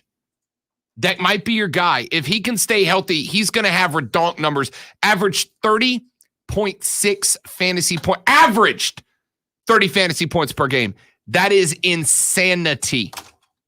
Maybe not tonight, though, because the Buccaneers, who had a very good defense last year, re-signed their entire defensive starter. I mean, the whole defense is back, and they're going to be better this year than they were last year. That defense is going to make it tough on Dak, especially with Zach Martin, their best offensive lineman, on the COVID-19 list, not available to play this night. So Prescott, I'm thinking you're going to get like a 17 to 22 point fantasy night out of guy tonight, but as a football player, not going to do enough to win the game. Ezekiel Elliott is going to be featured tonight as well. I have no doubt. But in the first 5 games last year, Zeke was the RB3 in that rotation. He really did not get the points that you would have wanted him to fantasy-wise. As a football player tonight, that defensive line for Tampa is no joke. It's not going to be easy pickings for Zeke tonight. So the names I am intrigued by from a fantasy perspective for the Dallas Cowboys are going to be the wide receiver trio. Amari Cooper, CeeDee Lamb, Michael Gallup. By the way, Amari Cooper said earlier this week that he is the best wide receiver in the National Football League.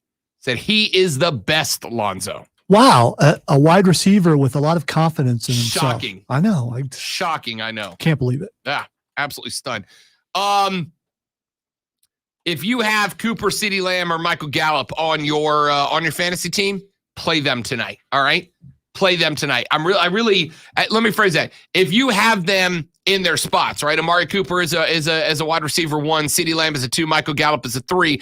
If you have them as a 1, a 2, or a 3, make sure they're in your lineup tonight because I think they're going to have solid nights tonight, right? I think Dak's going to get them the ball and get them the ball often. But I think at the end of the day, Tom Brady, the greatest living American, is just going to outshoot Dak Prescott. I like a high-scoring game in this one. Brady, by the way, finished last season. Dak averaged 30.4 yards or points per game in fantasy. Tom Brady only averaged 21.1 fantasy points per game. And keep in mind, this may shock you as well. Speaking of wide receivers, Lonzo, a little more drama going on as yet another court case has been filed against Antonio Brown. So he's got not just football, but he's got a court case going on right now that he has to deal with against, who was it? I think it was against Drew Rosenhaus, if I recall, former agent. Not ideal. Anyway, not a bad running back combination with Fournette, Jones, and Bernard back there as well. Mike Evans, Chris Godwin, Antonio Brown are going to be a solid 3. And then, of course, Gronk's back. Gronk is back as tight end. He's going to give it a run back as well. Position by position. Lonzo, are you going to make the argument that Dak Prescott in good faith is better than Tom Brady if we go quarterback v. quarterback? That's hard. It really is hard. The Dak of the beginning of last year, yes, I will. Because, and this isn't Tom Brady in his prime. Yeah, he's doing some amazing things, but he's over 40. He has diminished in some of the things that he can do. Sure. I'll tell you, if you make the argument, I wouldn't be mad at you. That Dak is more valuable than Tom Brady. I wouldn't be mad at you. On an individual regular season, week 1 game, Dak Prescott may have better numbers than Tom Brady tonight. He may outperform Tom Brady tonight. He might. But if the game comes down clutch, right? If it's a close game late in the 4th quarter, which one do you want? You want TB12. Late in the game, you want TB12. So it's a trade-off. I think Dak might have better numbers, but if it comes down to a shootout, like a lot of people think it will, if it comes down to a very close game late, then you want Tom Brady because he's the finisher. That's just what he does. Across the wide receiver position, I think it's relatively close, but I think Evans, Goodwin, and Brown are probably the best trio of wide receivers in the league. So I think they got him at wide receiver. In the running back position, Ezekiel Elliott going up against Leonard Fournette. I'll take Zeke in that, but I got to have old Zeke. I got to have Zeke of consistency. I think Zeke's on a mission this year. I think he realizes that if he wants to get past all the drama between him and the Joneses is in the last couple of years, he's got to step up, and there's no bigger game for him to step up in than against the reigning, defending, undisputed Super Bowl champions. Yeah, if we get half-shirted, feed me more Zeke Elliott. Old school Zeke. I'm down for that, yeah. Yep, I concur. If that Zeke shows up, they have the edge at the running back position. And then defense and special teams. Here's where the game is lost. The Cowboys defense is a joke. The Cowboys defense is bad. Last season, the Cowboys defense averaged less than 5 fantasy points per game. Not ideal. All right. They gave up an average of 28.1 points per game. They stopped like no offenses. They gave up 33 or more points in 7 games. They held their opponents to under 20 points in 3 games. 3 games. Fantasy owners, avoid playing Cowboys defense. Let me phrase that. If you have the Cowboys defense, just quit fantasy. Just stop now. Don't do it to yourself, all right? Don't hurt yourself like that. Having Dallas's defense is the equivalent of the old game, where you grab somebody's hand and you hit them and you go, why are you hitting yourself? Except nobody's doing it. You're just doing it to yourself. Stop hitting yourself. All right? If you have Dallas's defense, don't do it. That being said, it comes down here, Lonzo. Dallas's defense is bad. Tampa Bay's is good. Tampa, -8.5, Lonzo, means that the Buccaneers win by 9 or better to cover. Zoe, you're up first. -8.5. You got Tampa to win by 9 or more, or Dallas to cover the number. I'm going with Dallas to cover. The big D, and he does mean Dallas. And I'm also wondering if this is a night when the itises start to hit Tom Brady. Tendonitis, arthritis. Old man itis. Yes, all the itises. All the itises. How often does a team bring everybody back? We don't see that too much. Very rarely in the NFL. And when it does happen, does it work? I don't know that we have a large enough sample size to say yes or no. We're going to see. We going to find out. Zoe says the Dallas Cowboys cover the 8.5. I am riding with TB12, man. I am. Texter says ESPN, I heard 93% of the public is taking Tampa. This number, if I recall correctly, started at 6.5. It is now up to 8.5.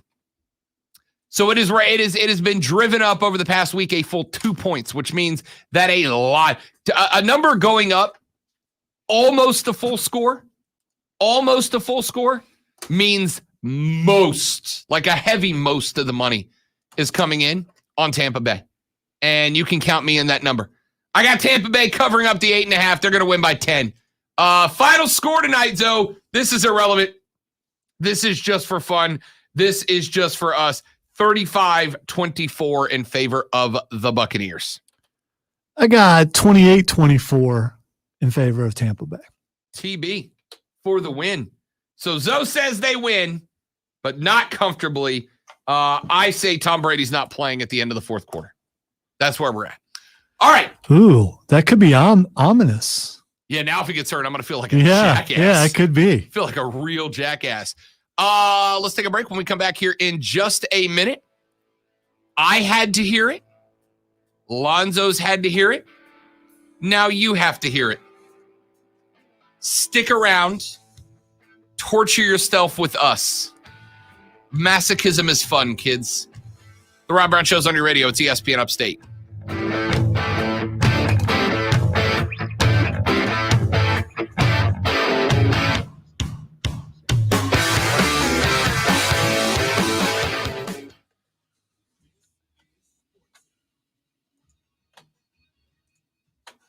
I'm Christine Lisi at this hour. The spotlight tonight is on Tampa Bay, for the Buccaneers will host the Cowboys in the NFL season opener. Dallas quarterback Dak Prescott, first game back from a severe ankle injury. He last played in a game October 11th of 2020. Cowboys Zach Martin, one of the best guards in the NFL, will not play. Can't clear NFL protocol.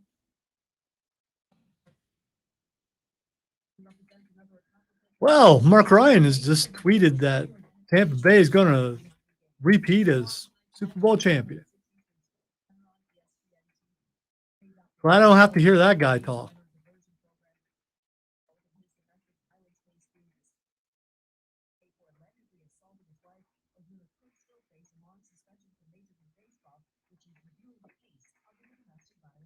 Let me remind you to push the bowling at least once during the show.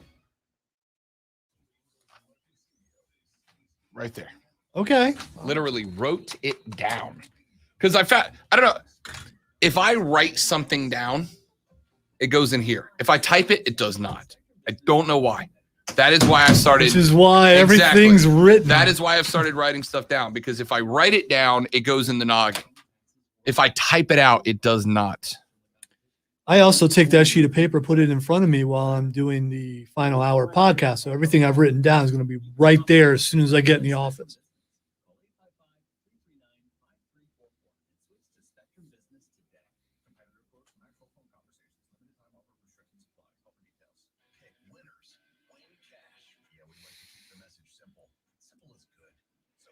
You see Travis Kelce's growing the facial hair back. Yeah, correct decision. He was on Which is more shocking, him shaving or when Tom Selleck shaved off his mustache? I don't know if you recall. You may not have been. No, old I enough. do. I've seen the pictures of it. It's not ideal. I mean, I'm gonna say Selleck because Selleck was the mustache, right? Yeah. Like that'd be like having a movie where Sean Connery speaks in an English accent or in an American accent. You'd be like, why? That's his thing, is that accent.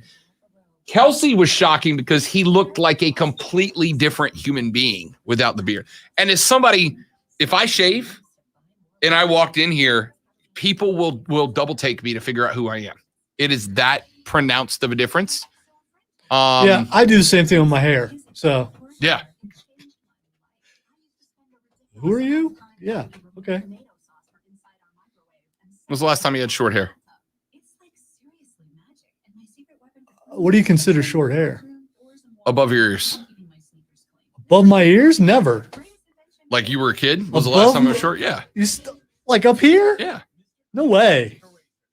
Remember, I was born in 1968. So I got the end of the hippie era into the bell bottom era. So, short hair was not a deal for me ever. I've had my hair cut above the collar before. Because a couple of jobs I had, you had to have it like that. But all right. But I came to South Carolina with a mullet, and my hair's been long ever since. And no, I don't have a mullet now because it's the same length all the way around. It's not how a mullet works. Dirt sheet rumor. I do not believe this, but maybe I do. Rumor going around the internet right now is that part of the reason Adam Cole decided to ditch WWE. Beautiful. Lonzo's in the game, son. I love it. I love it. And I don't believe that. I refuse to believe.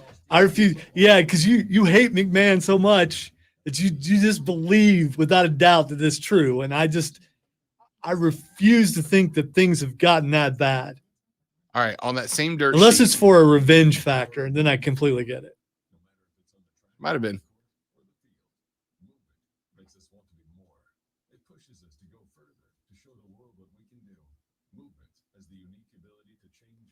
Which I still believe Karrion Kross is being punished.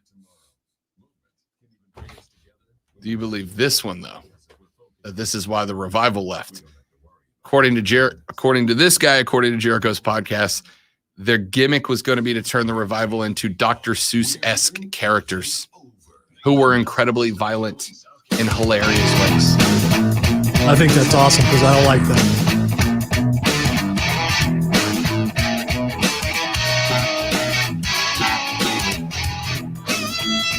So yesterday I'm in the car, driving around town, making my way downtown.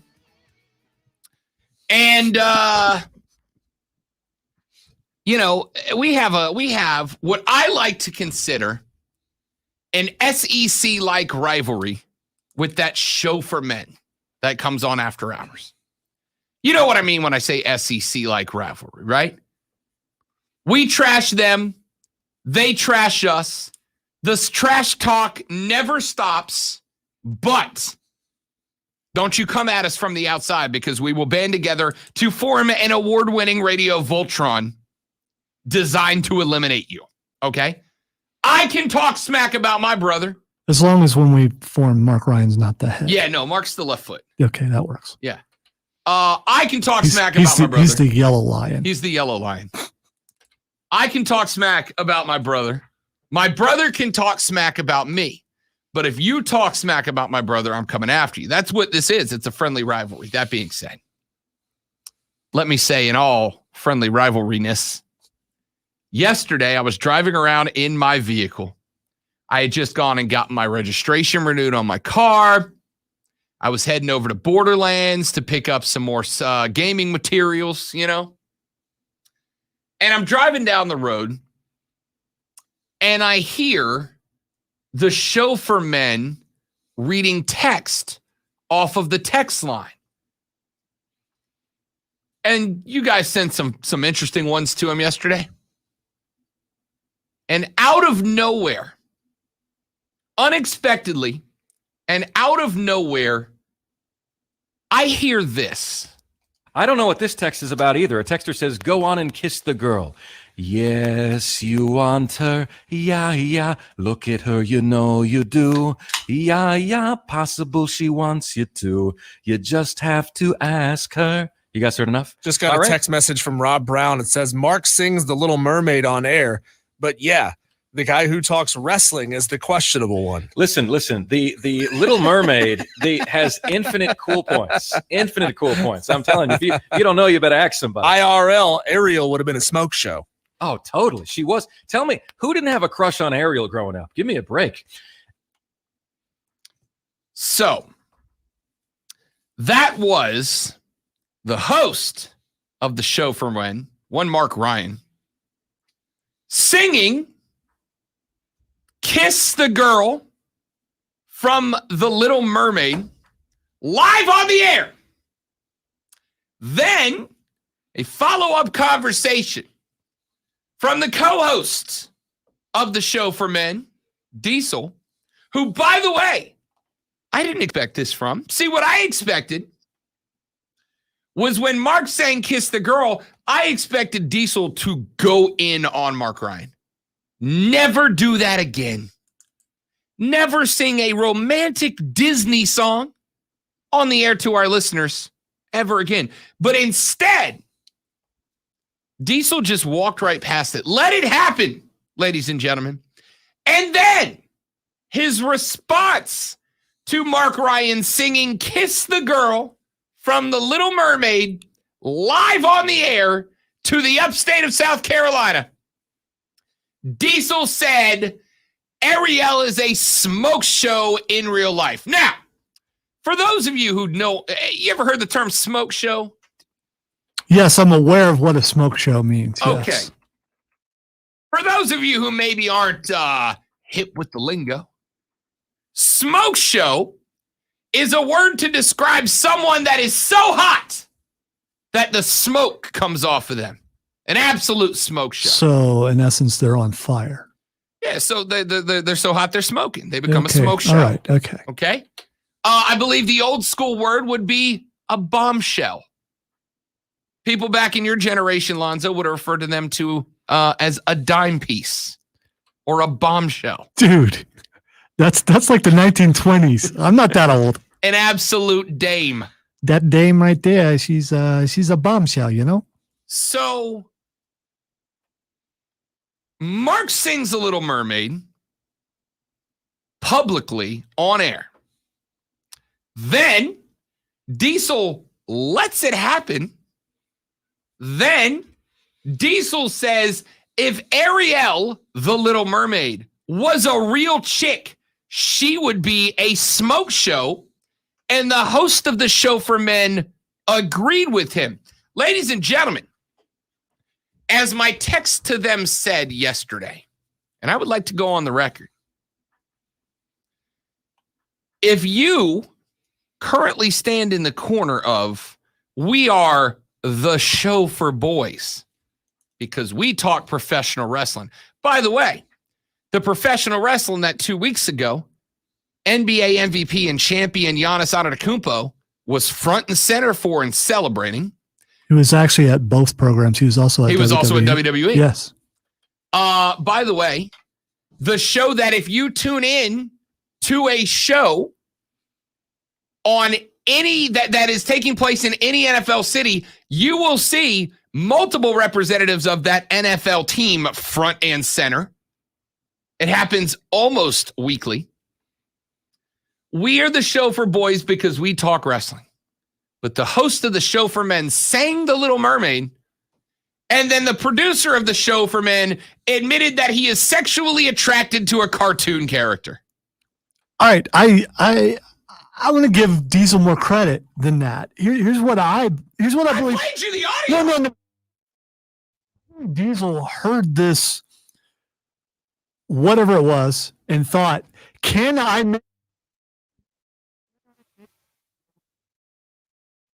let me encourage this and see how far I can get him to go?" I'm gonna give some cleverness to Diesel because if I were in that position, that's what I would have done. Right. So, But see, Diesel didn't say, hey, Mark, do you think in real life Ariel would be a smoke show, and let Mark string himself out? Diesel said, in real life, that cartoon character would be sexually appealing to me. He said if she was real, she'd be a smoke show IRL. I try to come to the defense of my. I know you of did. my- Diesel and I are now. I have, and I take credit for this. I have turned Diesel into a golf guy. Diesel and I are golfing friends now. I like Diesel, but Diesel must be held accountable for that. I never said I liked them. I just said he was people, my people. Texas said, if anyone ever says a cartoon is hot, I legitimately lose respect for and assume they're into weird anime adult content. It may involve tentacles. I don't know. Texter says Mark has Disney Plus for all the wrong reasons.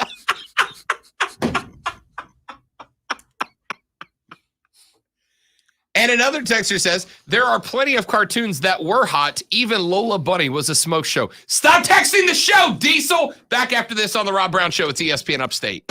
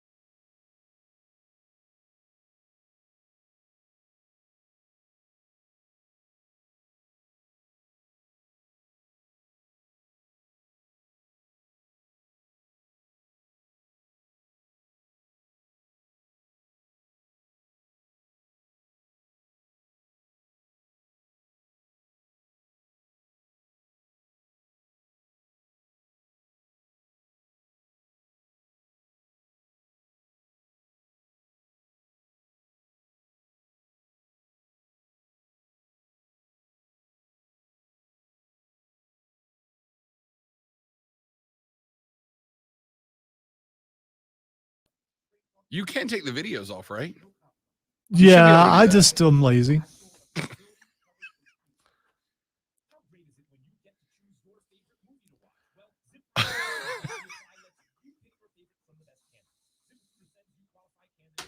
Yeah, I'm not commenting on that.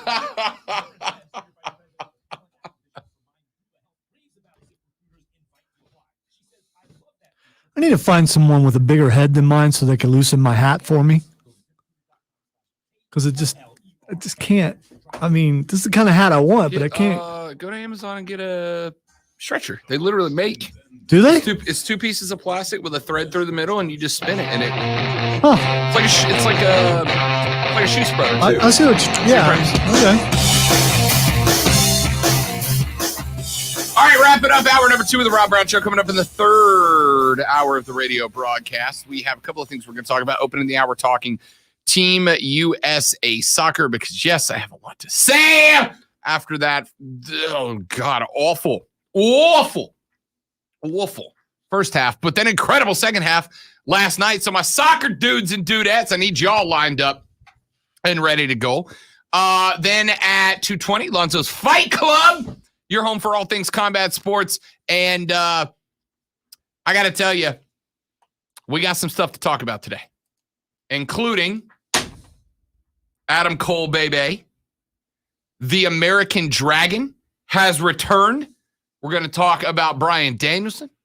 We got to talk Ruby Soho. We got to talk, because I got to tell you. I'm not sure I have any of that on my list.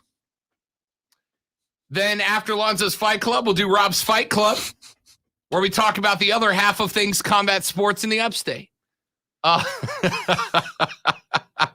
I am, I got to tell you, and you may appreciate this, Lonzo, last night, probably the first time since the return of CM Punk that I was like, oh, that's dumb. Not a big fan of that. I mean, I like who the next opponent is, but I don't like how they got there. So, Fight Club's coming up at 2:20. Soccer to open, and then it's all football on the way home. Lonzo taking the Tampa Bay Buccaneers to win outright, but not to cover the 8.5. Rob's got them winning by 11, covering that 8.5. We'll break that game down further coming up on the Rob Brown Show and ESPN Upstate.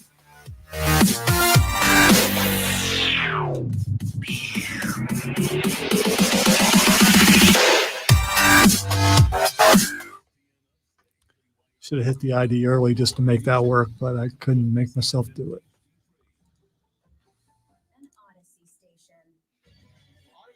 QC Kinetics in the first break. 10-4. Giraffe named after Joe Burrow at a zoo in Baton Rouge dies. Thanks, ESPN. Appreciate you picking my day up like that. Wow. I really, I wouldn't have, thank you for telling me about, because I wouldn't have known that. You understand that if I have to suffer, I need someone else to suffer with apparently, me. I can't suffer silently. I am learning this.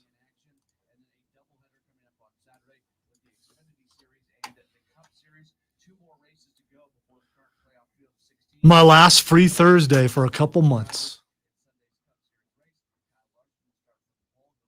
That was a hint. Bowling. Well, good, because I'm coming now to hour number 3 where I have the bowling promo written down. I'll start pushing it 1 an hour starting tomorrow. Well, I mean, we're like running out of time for the, people to sign up. So, I mean, since it is next week.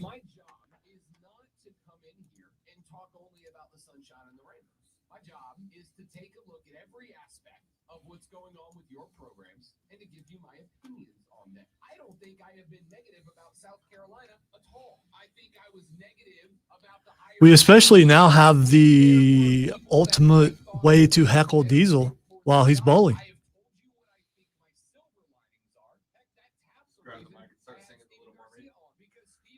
Or just there's Jessica Rabbit. We're all going to stand next to him and just hold up pictures of various redheaded cartoon women.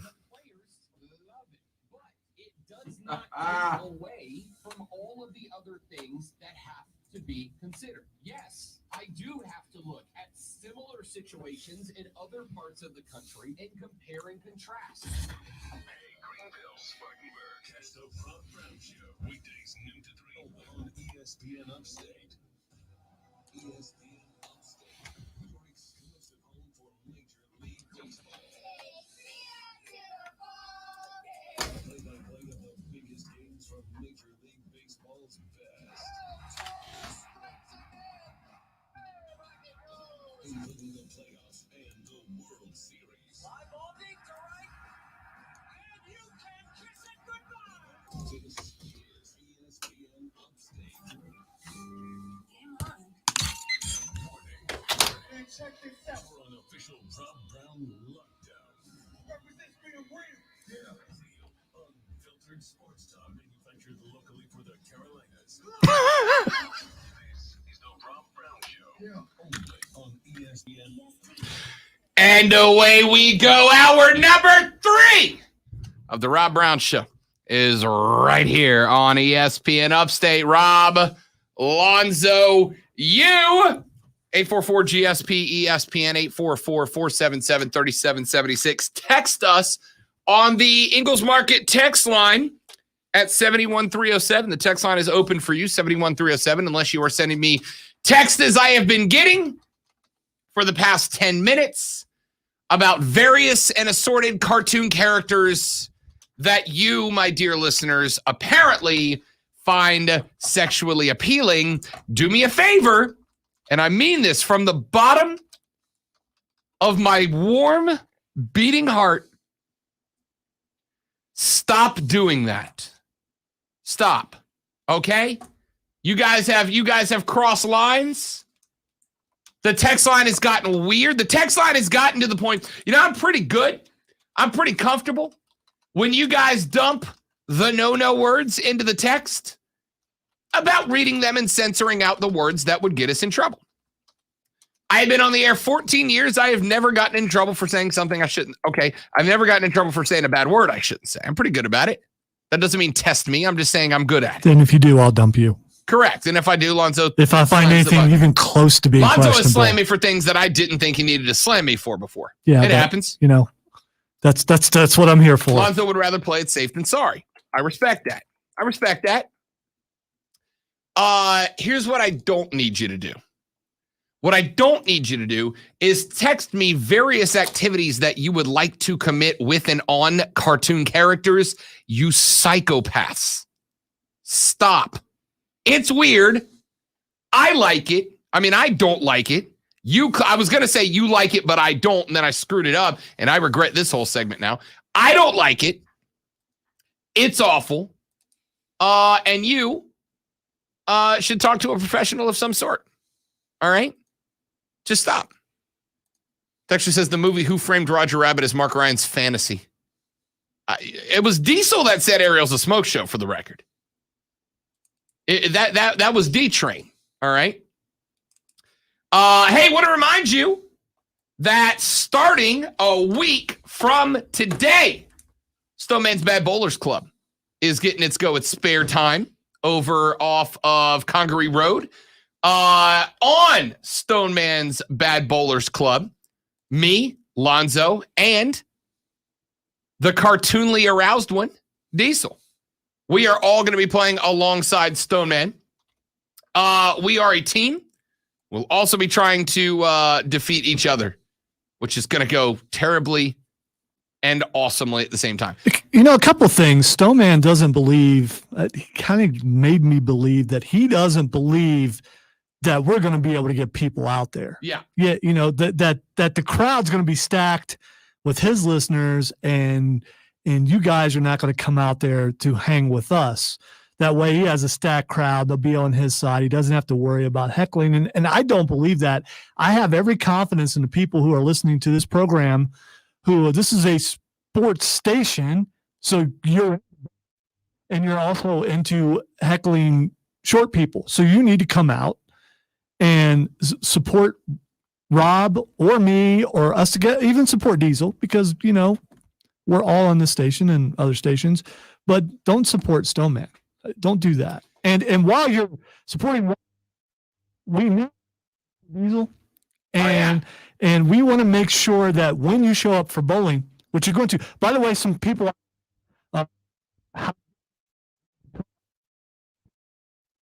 website, and up in the left corner, I believe it is, you will see Stoneman's Bad Bowlers Club. Just click on that and click out and you fill out some information, and they'll be in contact with you and tell you how to do it. But it's $10 per game, $10 per week plus shoe rental. So, $15 probably the most to come out for 2 hours to hang with us. There will be a live mic, so the heckling will not be quiet. It will be heard by all. Go to sparetimeentertainment.com, sparetimeentertainment.com. Right up at the top, for some reason in the middle, like he's featured, is a tab for Stoneman's Bad Bowlers Club. By the way, click on that. 1 picture. 2. I hit that button. I was just going to now because I missed it. I was going to say the picture.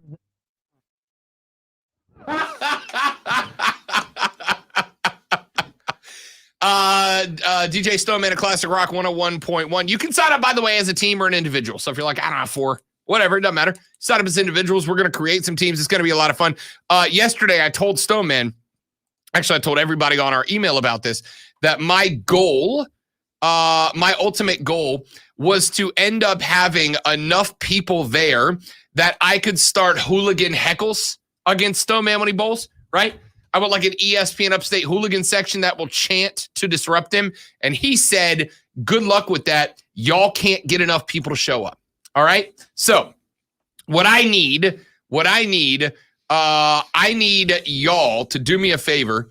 Go to sparetimeentertainment.com/Greenville. Go to the Bad Bowler Club, Stoneman Bad Bowler Club tab at the top. Get yourself registered. Our preseason meeting is next Thursday at Spare Time. We're going to hang out. They're going to talk about how it's going to work, the club itself, the rules, etc. Lonzo and I are incapable of walking into a bowling alley and not throwing at least a couple of games, so we'll do some bowling afterwards. And then the Thursday after that, it's on. It's on. Every Thursday, we plan to embarrass Stoneman on a weekly basis. So go to sparetimeentertainment.com/Greenville. Get signed up for Stoneman's Bad Bowlers Club. Come out, help me and Lonzo embarrass Stoneman. And one last thing, it's not a league, it's a club. So if you're not that good of a bowler, that's the whole point. I mean, it's right in the name, Bad Bowlers Club. So if you are a good bowler, you can come.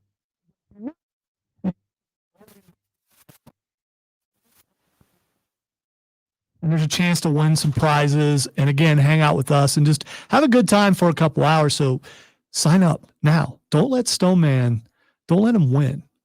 Correct. I have no interest in letting him win. Even if it means him winning is me winning because he's on my team, I still don't want him to win. Do you understand how deep that goes? How deep the disrespect goes when I want my teammate to lose because I'd rather him lose than me win? Disrespect. We need to come up with some sort of penalty for the end of each Thursday. Whoever has the most gutters has to do something. Don't hate the plan. That might encourage even more heckling. Don't hate the plan at all. All right. Go to sparetimeentertainment.com/Greenville.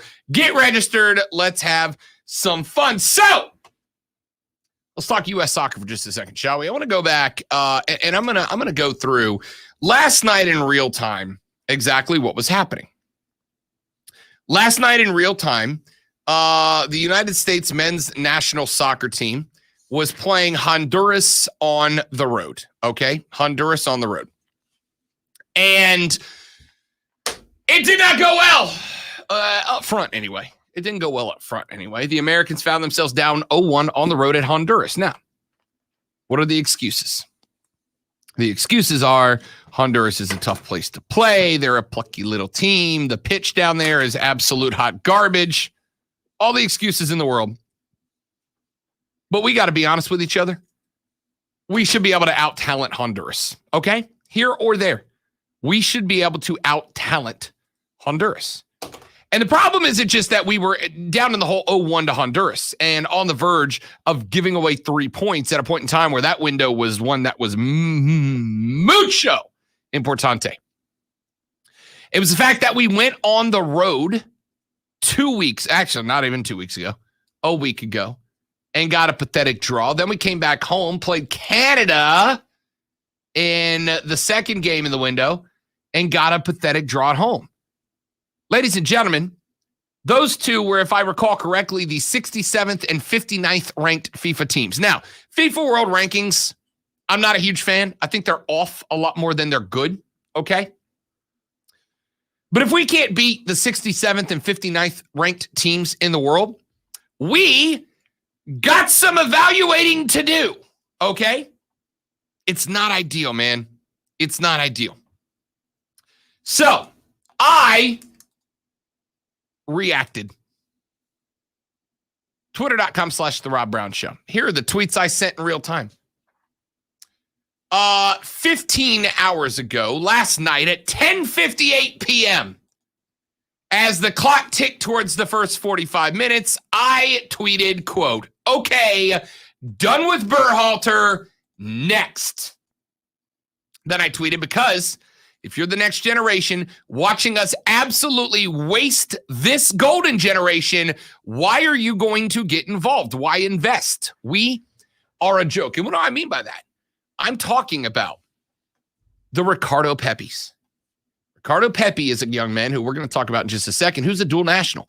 Could have played for the United States, could have played for Mexico. And he elected to sport the red, white, and blue. Why? Because he looked at this team and saw, with those of us who are fans and those of us who are frustrated, saw immense talent, lots of youngins, lots of biggins. We have potential, good potential. And he said, I want to be a part of that. But if you watch the first half of last night or the last two games and you're a dual national that's got an opportunity to play for us or somebody else who is a top 20 team, who's a FIFA threat, why would you have picked based on the last five halves, right? So then our buddy Chris from The Riot said Greg Berhalter should have to find his own way back from Honduras, which I said, give him the Gus Bradley treatment. You remember Gus Bradley's story? Lonzo, the old Jacksonville Jaguars coach? Gus Bradley, the head coach of the Jags, was at a game in Houston, a divisional game. Bradley, different cat. Gus Bradley, after the game was over, the Jacksonville Jaguars had lost 59 of their last 67 games in the National Football League. So Shad Khan fired Gus Bradley. Lonzo, he fired him while they were still in the stadium. Lonzo, it was an away game. He fired him at an away game. So Gus Bradley had to get on the bus to the airport and ride the plane and then get off the plane at the airport and ride the bus back to the stadium with the football team that had just fired him. It was very awkward. And you know what Jags fans said? We don't care because we suck and we're embarrassed. And that's where I was last night with Greg Berhalter, okay?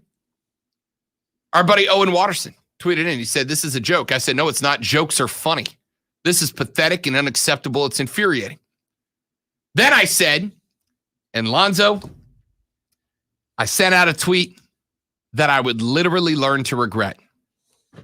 Last night at 11:05 p.m., as the second half was moments away from starting, I said, quote, I don't care if we come back and win this game by 3.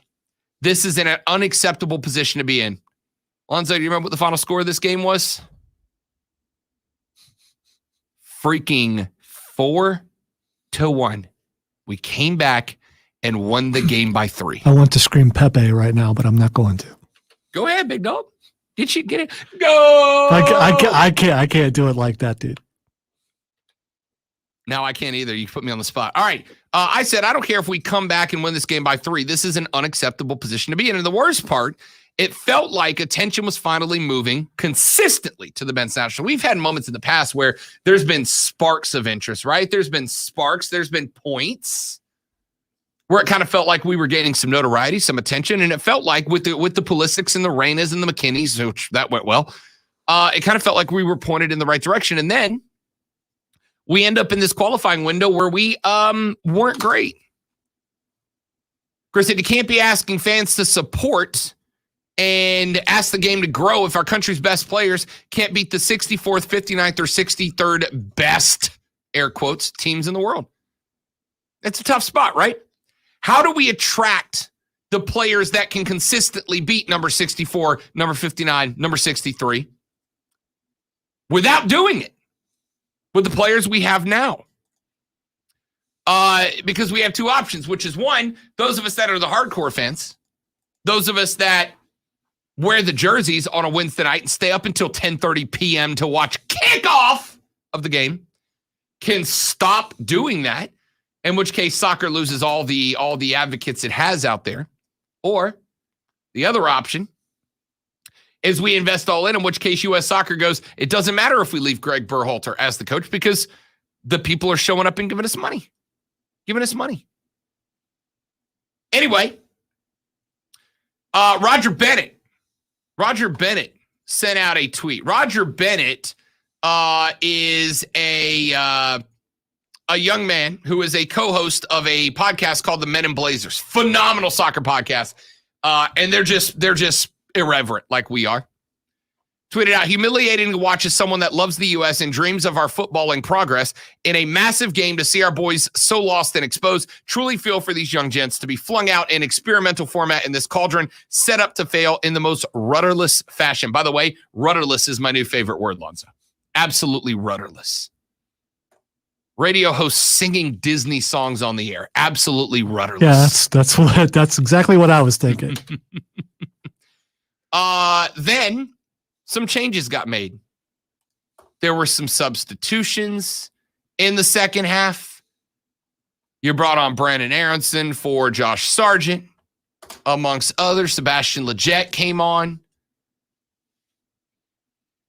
All three guys that got brought in as subs, all three of them scored a goal. You brought on three subs, all three scored a goal. Ricardo Pepi scored a goal as well. Ricardo Pepi must be made a starter permanently. The problem is all the things that happened in the second half to lead to 3 goals were things that even analysts like me were screaming before the match started. This is not a great starting 11. Greg Berhalter said, no, we all right. We're going to go for it. You can't put this guy at right back, move him to center. You can't put that guy in center. You got to move him up to the left mid. Didn't do any of them. Once those guys got moved into the right spot, we started scoring goals. It's unbelievable. And it's the problem is it's all simple fixes. It's all simple fixes. They were all things. Listen, somebody hit me this morning with, Rob, seems like you should be the coach of the men's national team. You seem to know more. No. I've used this metaphor many, many times. Lonzo, you don't have to be a Michelin star winning chef to know when the steak is burnt. You see what I'm saying? You understand? You don't have to be a world-class chef to know that the risotto is burnt. All right? That's just a fact. What's risotto? I don't know what that is. I know it's food. I actually don't know what it is. I just know that Gordon Ramsay makes them make it on Hell's Kitchen every week in week 1. It's always like the first dish they make is a risotto, and he always complains about it being burnt. I'm sorry. I thought you would know what. Yeah. It's like a I'm gonna have to look it back up. I've had it once. It's like a it's an Italian deal. It's almost like a grain pasta. Yeah, it almost looks like rice. Yeah, it's like a grain pasta. It's pretty good. You put other stuff in it. No, actually, risotto is a northern Italian rice dish cooked with broth until it reaches a creamy consistency. There you go. Yeah, it's like a rice pasta. It's good. I've had it. I didn't know what it is. This is for me and everybody out there who didn't know what it was. So now we know. You don't need to be a Michelin star winning chef to know the risotto's burnt. Okay? I'm going to go back to using my steak metaphor. It's better. It's better that way. So it is Italian arborio rice. It is made by toasting the rice, then adding stock and stirring constantly. Thank you, Texter. Now I have to try to make risotto. Dude, sounds like a lot of work. Now I have to try to If you, see it. if you have just to so I can do it. stir constantly, I mean, who wants to do that? I got me now. See if I can do it. Point is, Maybe we should bring a hot plate right over here, and we could do it live on the stream. Engineering doesn't need to know. we came back up. We came back and we won that game by 3. And I want you to know, it did not change my opinion. We had 5 garbage halves of soccer. 5. We had 1 incredible half where everything went right. Lonzo is a non-soccer fan. As a borderline soccer fan, as a guy I'm getting in. I can see the spark in his eye. As a guy that I'm working towards a soccer person, Lonzo, what weighs more?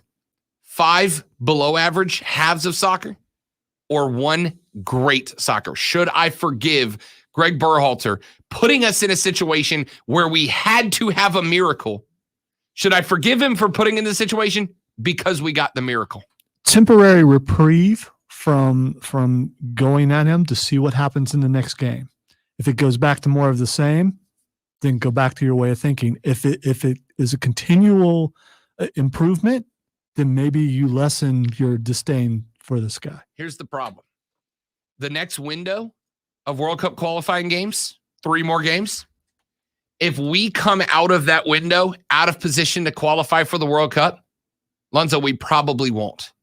And at that point, a change in coaching might not save us and might not get us qualified. So we either risk it with Berhalter, that last night's second half was truly who we are, give them a shot, or we change it up, hope we find the right guy. It's a risk either way. But I am not happy. It was a great run in the second half. But that was one of the last 6 halves. The other 5 were terrible. When we come back, Lonzo's Fight Club, your home for all things combat sports in the upstate. That's next on the Rob Brown Show on ESPN Upstate. QC Kinetics.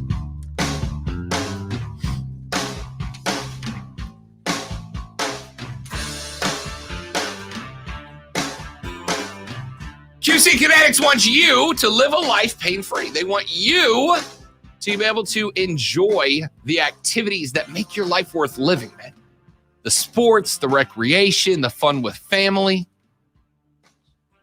And they want you to be able to do that without having to get cut open, without having to go through surgery. They want you to be able to live your life pain-free and without having to get sliced and diced, man. How? Regenerative non-surgical therapy.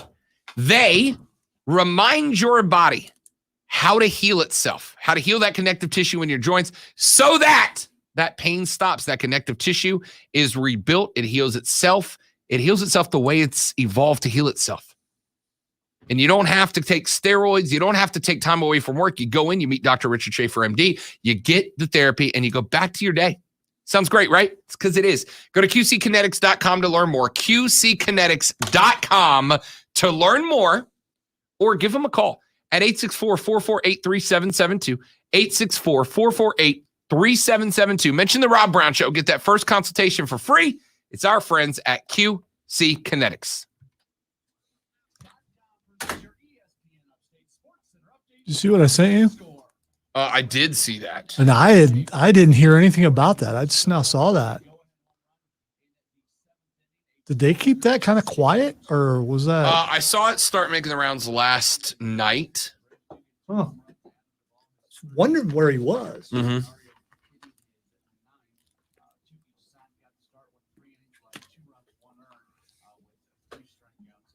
Sorry about the risotto thing. Thought you knew what it was. So, I mean, you know. No. But now we all know what it is. So.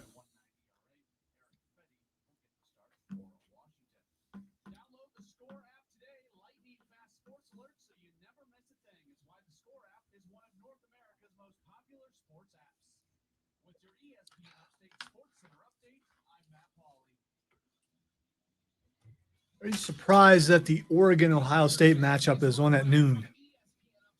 That is a weird time for it.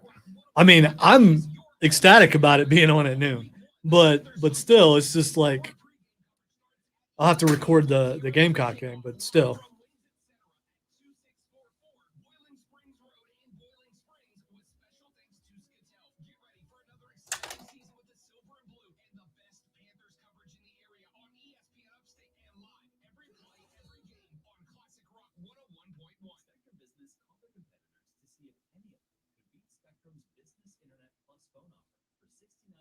Have they gone over formats or anything with you about Sunday?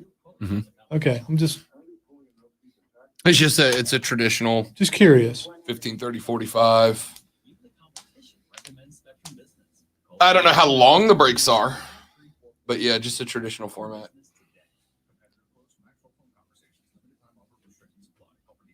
Enjoy the sounds of summer from Mellow Mushroom Pizza.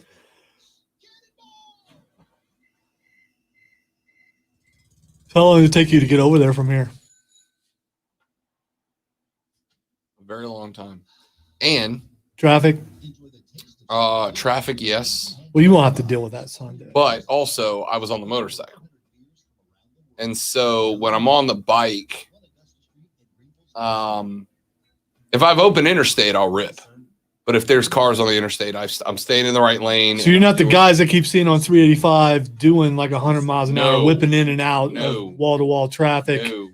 and me thinking, okay, and then you're surprised. The when only you- time that you will see me whipping out of traffic is if I'm looking in my rear view and I see somebody coming up and I can see them looking in their phone, or like I know that they're not paying attention, I'll jump over. But no, I stay in the right lane and I stay comfortable. I'll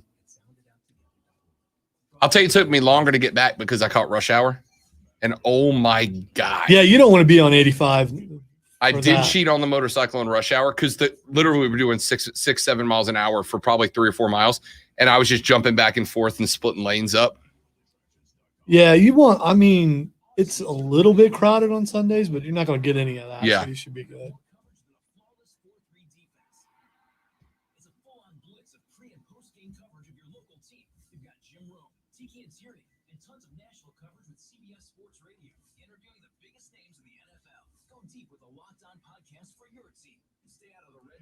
So I moved a desk that had been sitting in the same position for 20 years yesterday. Kind of fun, the things you find when you do that. Rob, speaking of cooking, I hear there is a hot mouse on Ratatouille. Better watch Diesel. Likes to pull hair. If you're into that sort of thing.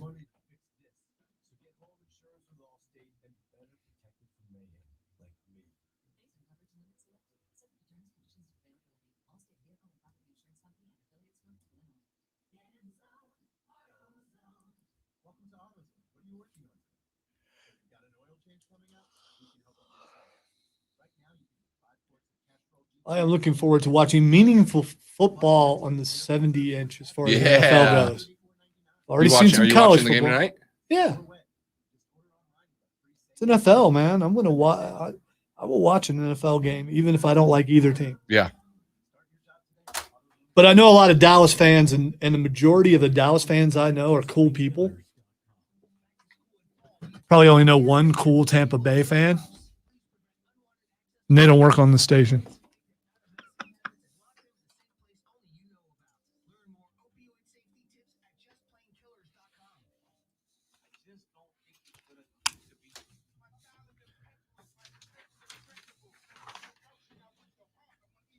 Want to eat your children.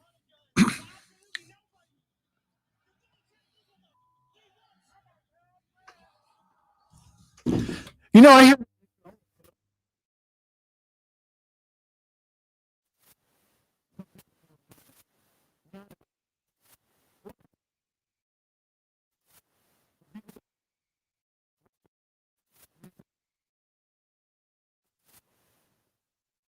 Still ahead by 1. Yeah, because I doubled in one.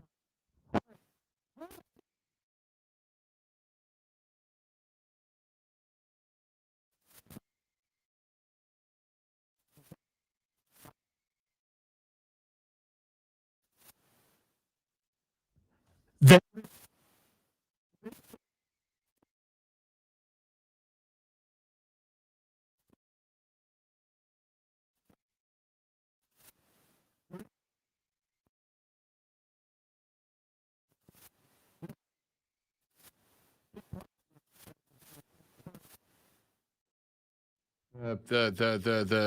Who's on?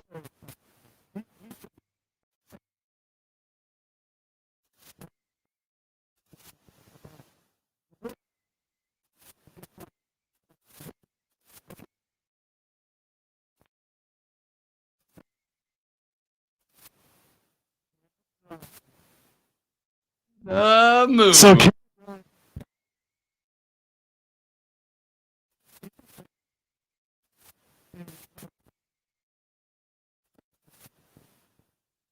everybody out from the other team, and Johnny walks up and shoots him. and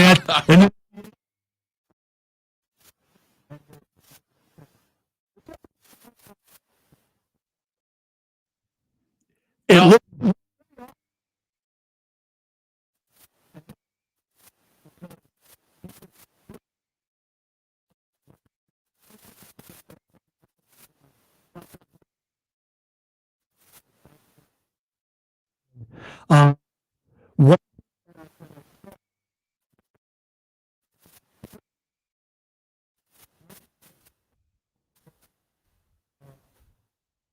what the Danny Burch match for the belts. I'm pretty sure that they piped in some crowd noise. I'm not shocked. I'm pretty sure they're trying. MSK. I don't think they're over. I don't think anyone likes MSK. Do you know why? I do. I think you. It's one of those teams that got up. To do with the crowds. I think it has to do with the fact that when MSK was on their way to the top, they were fun, right? They were the new kids on the block. They were loose. They were fun. They talked smack. They were cool. And then when they got the belts, they fell back into the old trope of nobody respects us.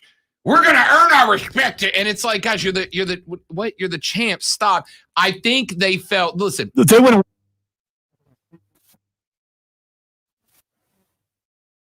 NXT.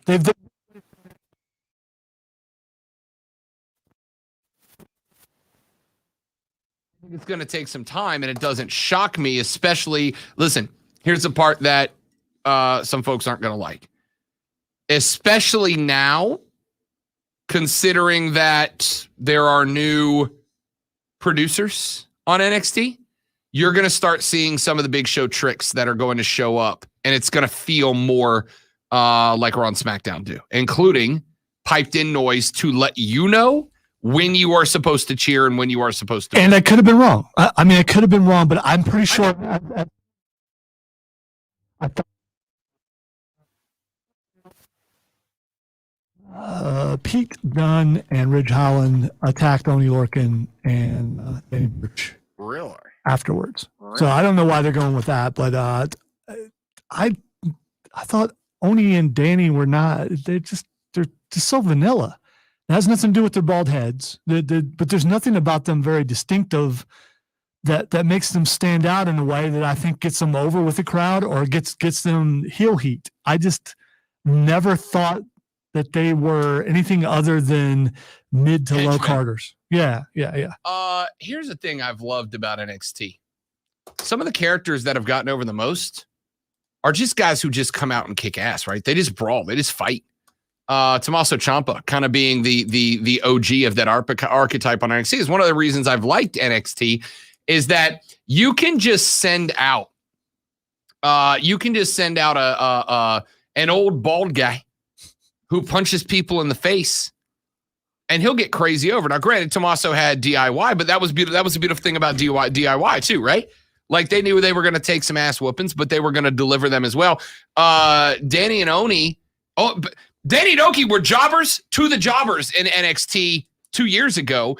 And then when they teamed up, because they had, as a matter of fact, I remember their fight against each other right before they came a tag team. It was one of the most brutal matches I've ever watched. It was pretty brutal. One of the most brutal matches I've ever watched. But you know what? As brutal as it was, when it was over, I didn't care. See, I was the opposite. I loved him. But then again, because of the way I feel about wrestling, I got a soft spot for mid-card guys who can go. And those two guys can go. They can be entertaining. They can brawl. But I think it helps them to have a storyline like they had with Pete Dunne. I think it helps them, right? So to have them turn there and beat up the henchmen, now the question is, can those guys elevate to the next level and revenge on Pete Dunne be a legitimate storyline? And the answer is no, because Pete Dunne is the guy right Well, now. I can say Rich going to be there very long. They're going to move. He's on his way. Yeah, he's a Vince archetype. He's a prototype, and if he stays healthy, he's pretty good. And I like the gimmick. All right, we got so much stuff to get to, but there's been things trending, and I know we want to talk about and Adam Cole and Bryan Danielson and CM Punk, but Gable Stevenson just signed an NIL deal. So we broke this a little bit earlier. Rob did, talking about how he signed with WWE, but turns out it's actually an NIL deal. So he's going to continue to wrestle in college while getting paid by the WWE. Now, we've heard about all these kids getting contracts from all these other places, but this, I believe, is the first of its kind, an entertainment company like the WWE paying an NIL deal to an active wrestler in college. And I looked and cannot find the money that's involved. And maybe they won't put that out there because it's not like a car dealership. It's probably a whole lot more money. I would say that maybe there's a chance that Gable just got paid more than anybody else in college football or a college sports period. It's possible, but I'd say possibly not in direct cash, and here's why. According to ESPN's Mike Coppinger, WWE has agreed as part of the deal to set up a, quote, remote training facility near the University of Minnesota campus so that he can continue to learn the nuances of pro wrestling while also wrestling collegiately. Regarding his decision to sign with WWE, rather pursue an MMA career with UFC or explore an opportunity with AEW, Stevenson said, quote, I've been on WWE since I was really young. I was on guys like Brock Lesnar and Paul Heyman for a very long time. So growing up watching them, me being an entertainer on the wrestling mat, it just felt like it was the right choice. It's not just that they are going to be paying him. It's that they are literally building a facility in Minnesota for him to train. Now, I suspect they'll probably utilize it because Minnesota in that area, big wrestling country up there. I suspect down the road it will become Performance Center North, right? You'll have the Performance Center in Florida, and now you have one in Big Ten country as well. And you got guys like Brock showing up and things like that. You're going to bring guys. The Florida Performing Center is where the Adam Cole Babies will go, and the Minnesota training facility is where the future Brock Lesnar's and Gabe Stevensons will go. But the fact that they decided he's the trigger to build training facility north, that's pretty damn impressive. It is. But like I said, there's a lot of money involved. They're not telling us how much money for a reason, because I think he just got paid the biggest contract in college sports. Maybe we'll find out eventually. All right, so big rumor. It's trending. I'm looking at it trending right now. Keith Lee is trending, and I'm thinking, okay, did he leave? Did he go to AEW? Is he finally done after all the problems that he had? Maybe he's retired. But no, it's out there.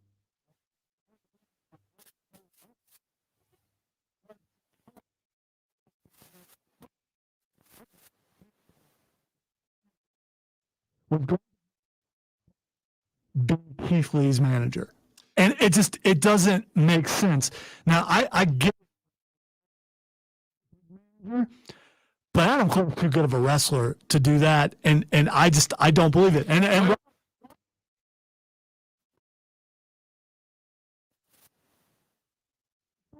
it wasn't just that he was going to take Adam Cole, baby, and make him a manager to Keith Lee's heel, which takes one of the best, most talented wrestlers in all of wrestling out of the game and makes him a secondary. But he also was going to have Adam Cole change his name because there's already a Cole out there.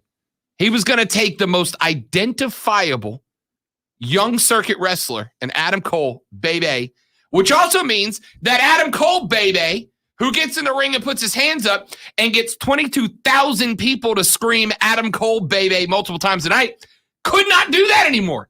The thing that he does as his call and response. Daniel Bryan got over in part because he'd put his fingers in the air and get 22,000 to just say the word yes over and over. And it helped because we as fans, we feel included when we can do something with the wrestler and become part of the show. VKM, in all his wisdom, was going to change Adam Cole's name so that Michael Cole could be the only Cole ringside. All right, so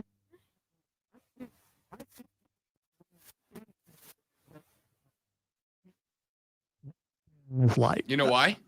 Because he's done so much ridiculous stuff that it's not that hard to believe. No way this is real. No way this is real. I mean, smoke and fire, big dog. There's a lot of smoke for there to be no fire, is all I'm saying. You got some names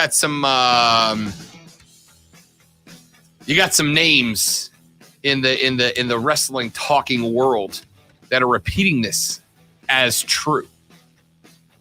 Either way, it doesn't matter.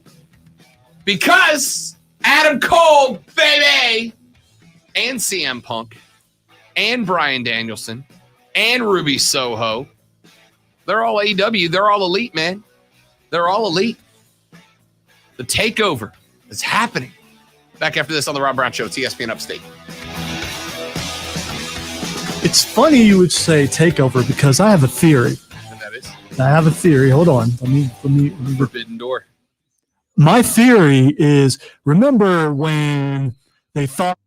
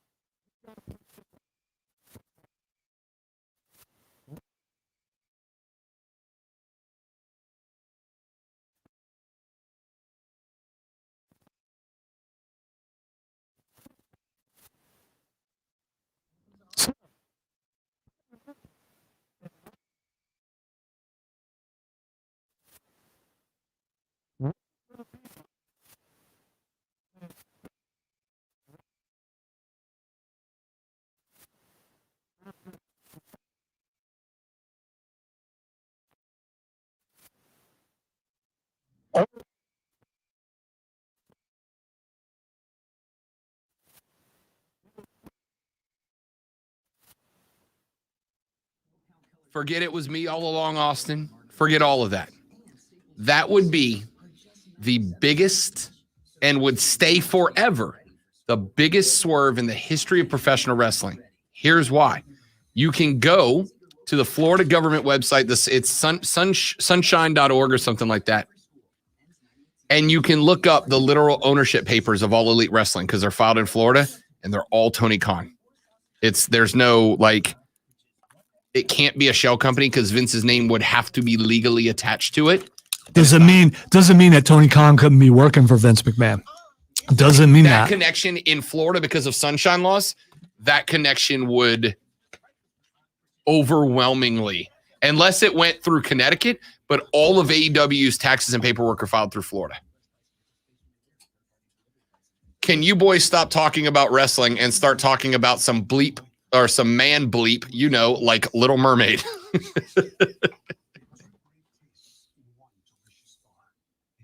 And I didn't get to, and I'm sure you didn't watch it last night. MJF went too far last night. Oh, did you watch it? Uh-huh. He went too far. There's in character and there's what he I did. guarantee you. Oh, they signed off on They it. signed off on They it. signed, but still, that's just and Pillman Jr. needs to work on his mic skills. Yeah, but that's probably the only thing holding him back. they shouldn't have put him up against him because he doesn't belong. As MJF You're putting pointed me out, up against Ali and Yeah. asking me to survive. as MJF pointed out, that he shouldn't be out there. But still, I mean, and you thought, well, he can't say anything worse, and then he did. It's like, oh my God, that's too far. Can you go too far? I think you can. Even if the other person signs off on it, I think there's too far for wrestling, period. And I think that was too far. This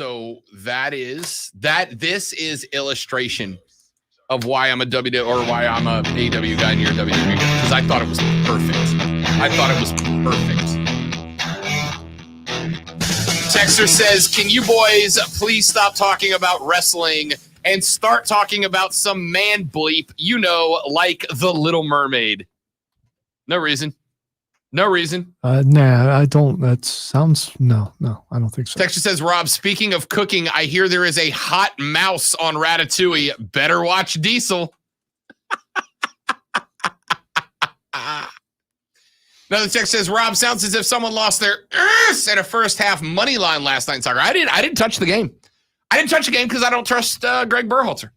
I won't bet on anything that Berhalter is in charge of for the reasons that you saw, man. For the reasons that you saw in that match. The starting 11 was the wrong 11. The starting formation was the wrong formation. But then he turns around. He throws in 3 perfect substitutions. All 3 score. He shifts the tactics. It works like a charm. I don't touch anything with Greg Berhalter. And again, I'm in a weird spot. Because there's part of me that thinks, hey, last night showed that he can successfully lead this program. Hey, man, last night shows that he does know how to coach the team. Last night shows it. But on the other hand, I've also got to look at the 2 matches previous to that and the first half of last night's match, which was all 5 of those halves terrible. They were just bad. The 11s have been bad. The substitutions have been bad. The formations have been bad. And yes, he finally hit on it.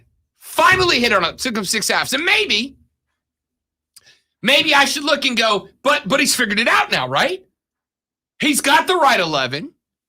He's found the right formation. We poured it on an underwhelming team that we should just be able to beat on tactics alone.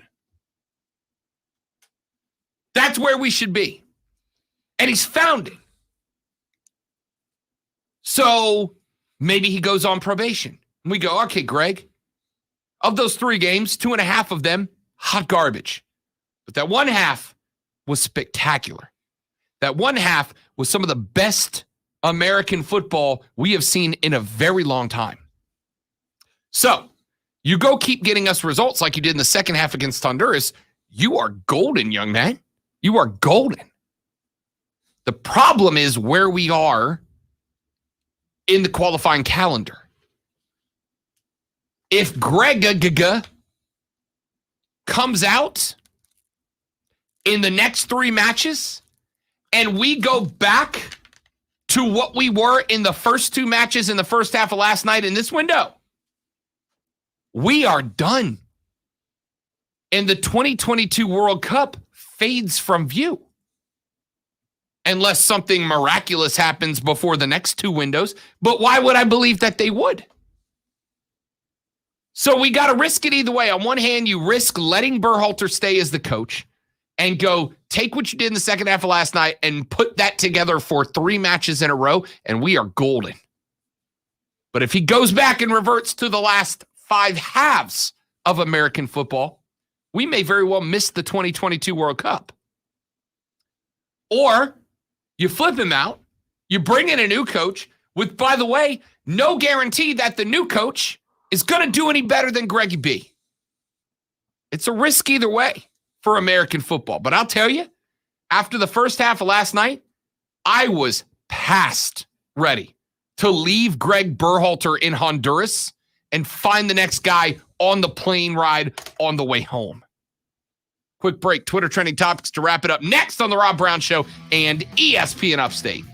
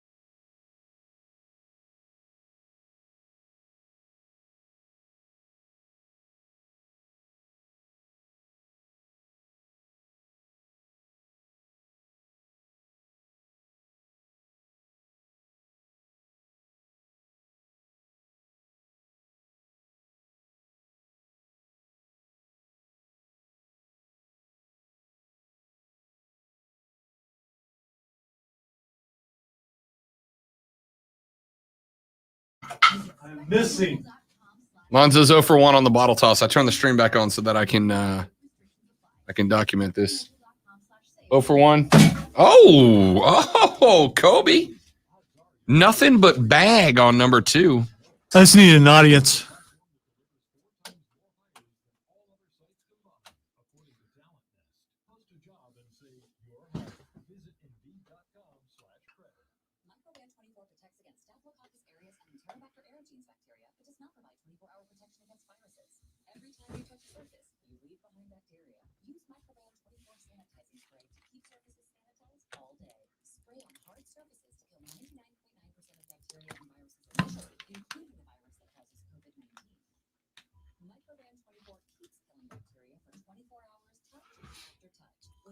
I want my bowling shirt. I hope it's as cool as I envision it, so I'll just never take it off.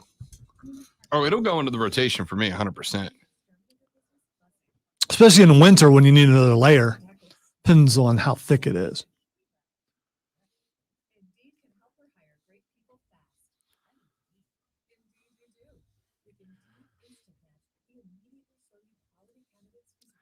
We might have to do an unboxing of that when we get them. I'm not mad about that.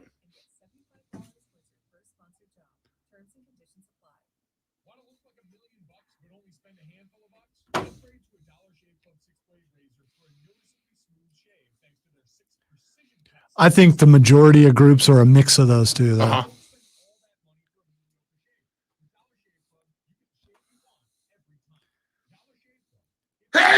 Bless you. Thank you. Did you see Tony Romo said that Zach Wilson will be the next Patrick Mahomes? I did hear that.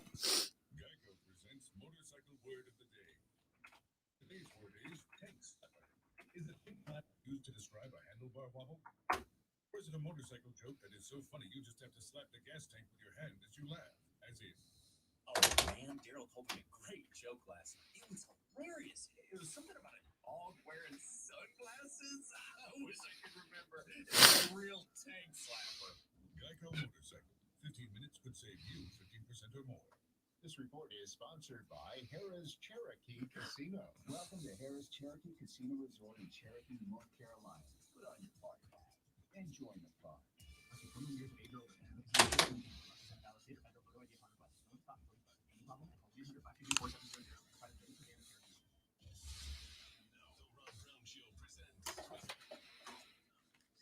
All right, maybe only time.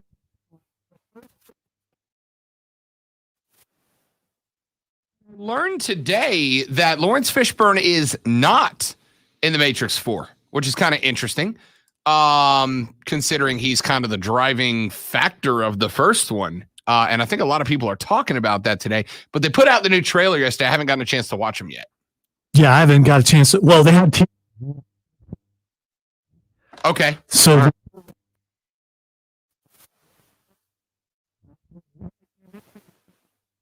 We have time for probably or the Dallas Cowboys. Cowboys opening up the game tonight against the greatest living American, Tom Brady, and his Tampa Bay Buccaneers. Tonight, week 1, game 1. You got -8.5 in favor of the Bucs. Lonzo and I are split on this. We both think Tampa will win the game. I think they cover 8.5. Lonzo thinks Dallas covers the 8.5 as the underdog. We are going to see. And we'll be back tomorrow. All our picks for the college and NFL weekend come up tomorrow. Abysmal week 1. So I got work to do to catch Zoe in week 2. Hey, you know what time it is? Little Mermaid time. Go for it. Run it. Run it. No, I'm not doing that.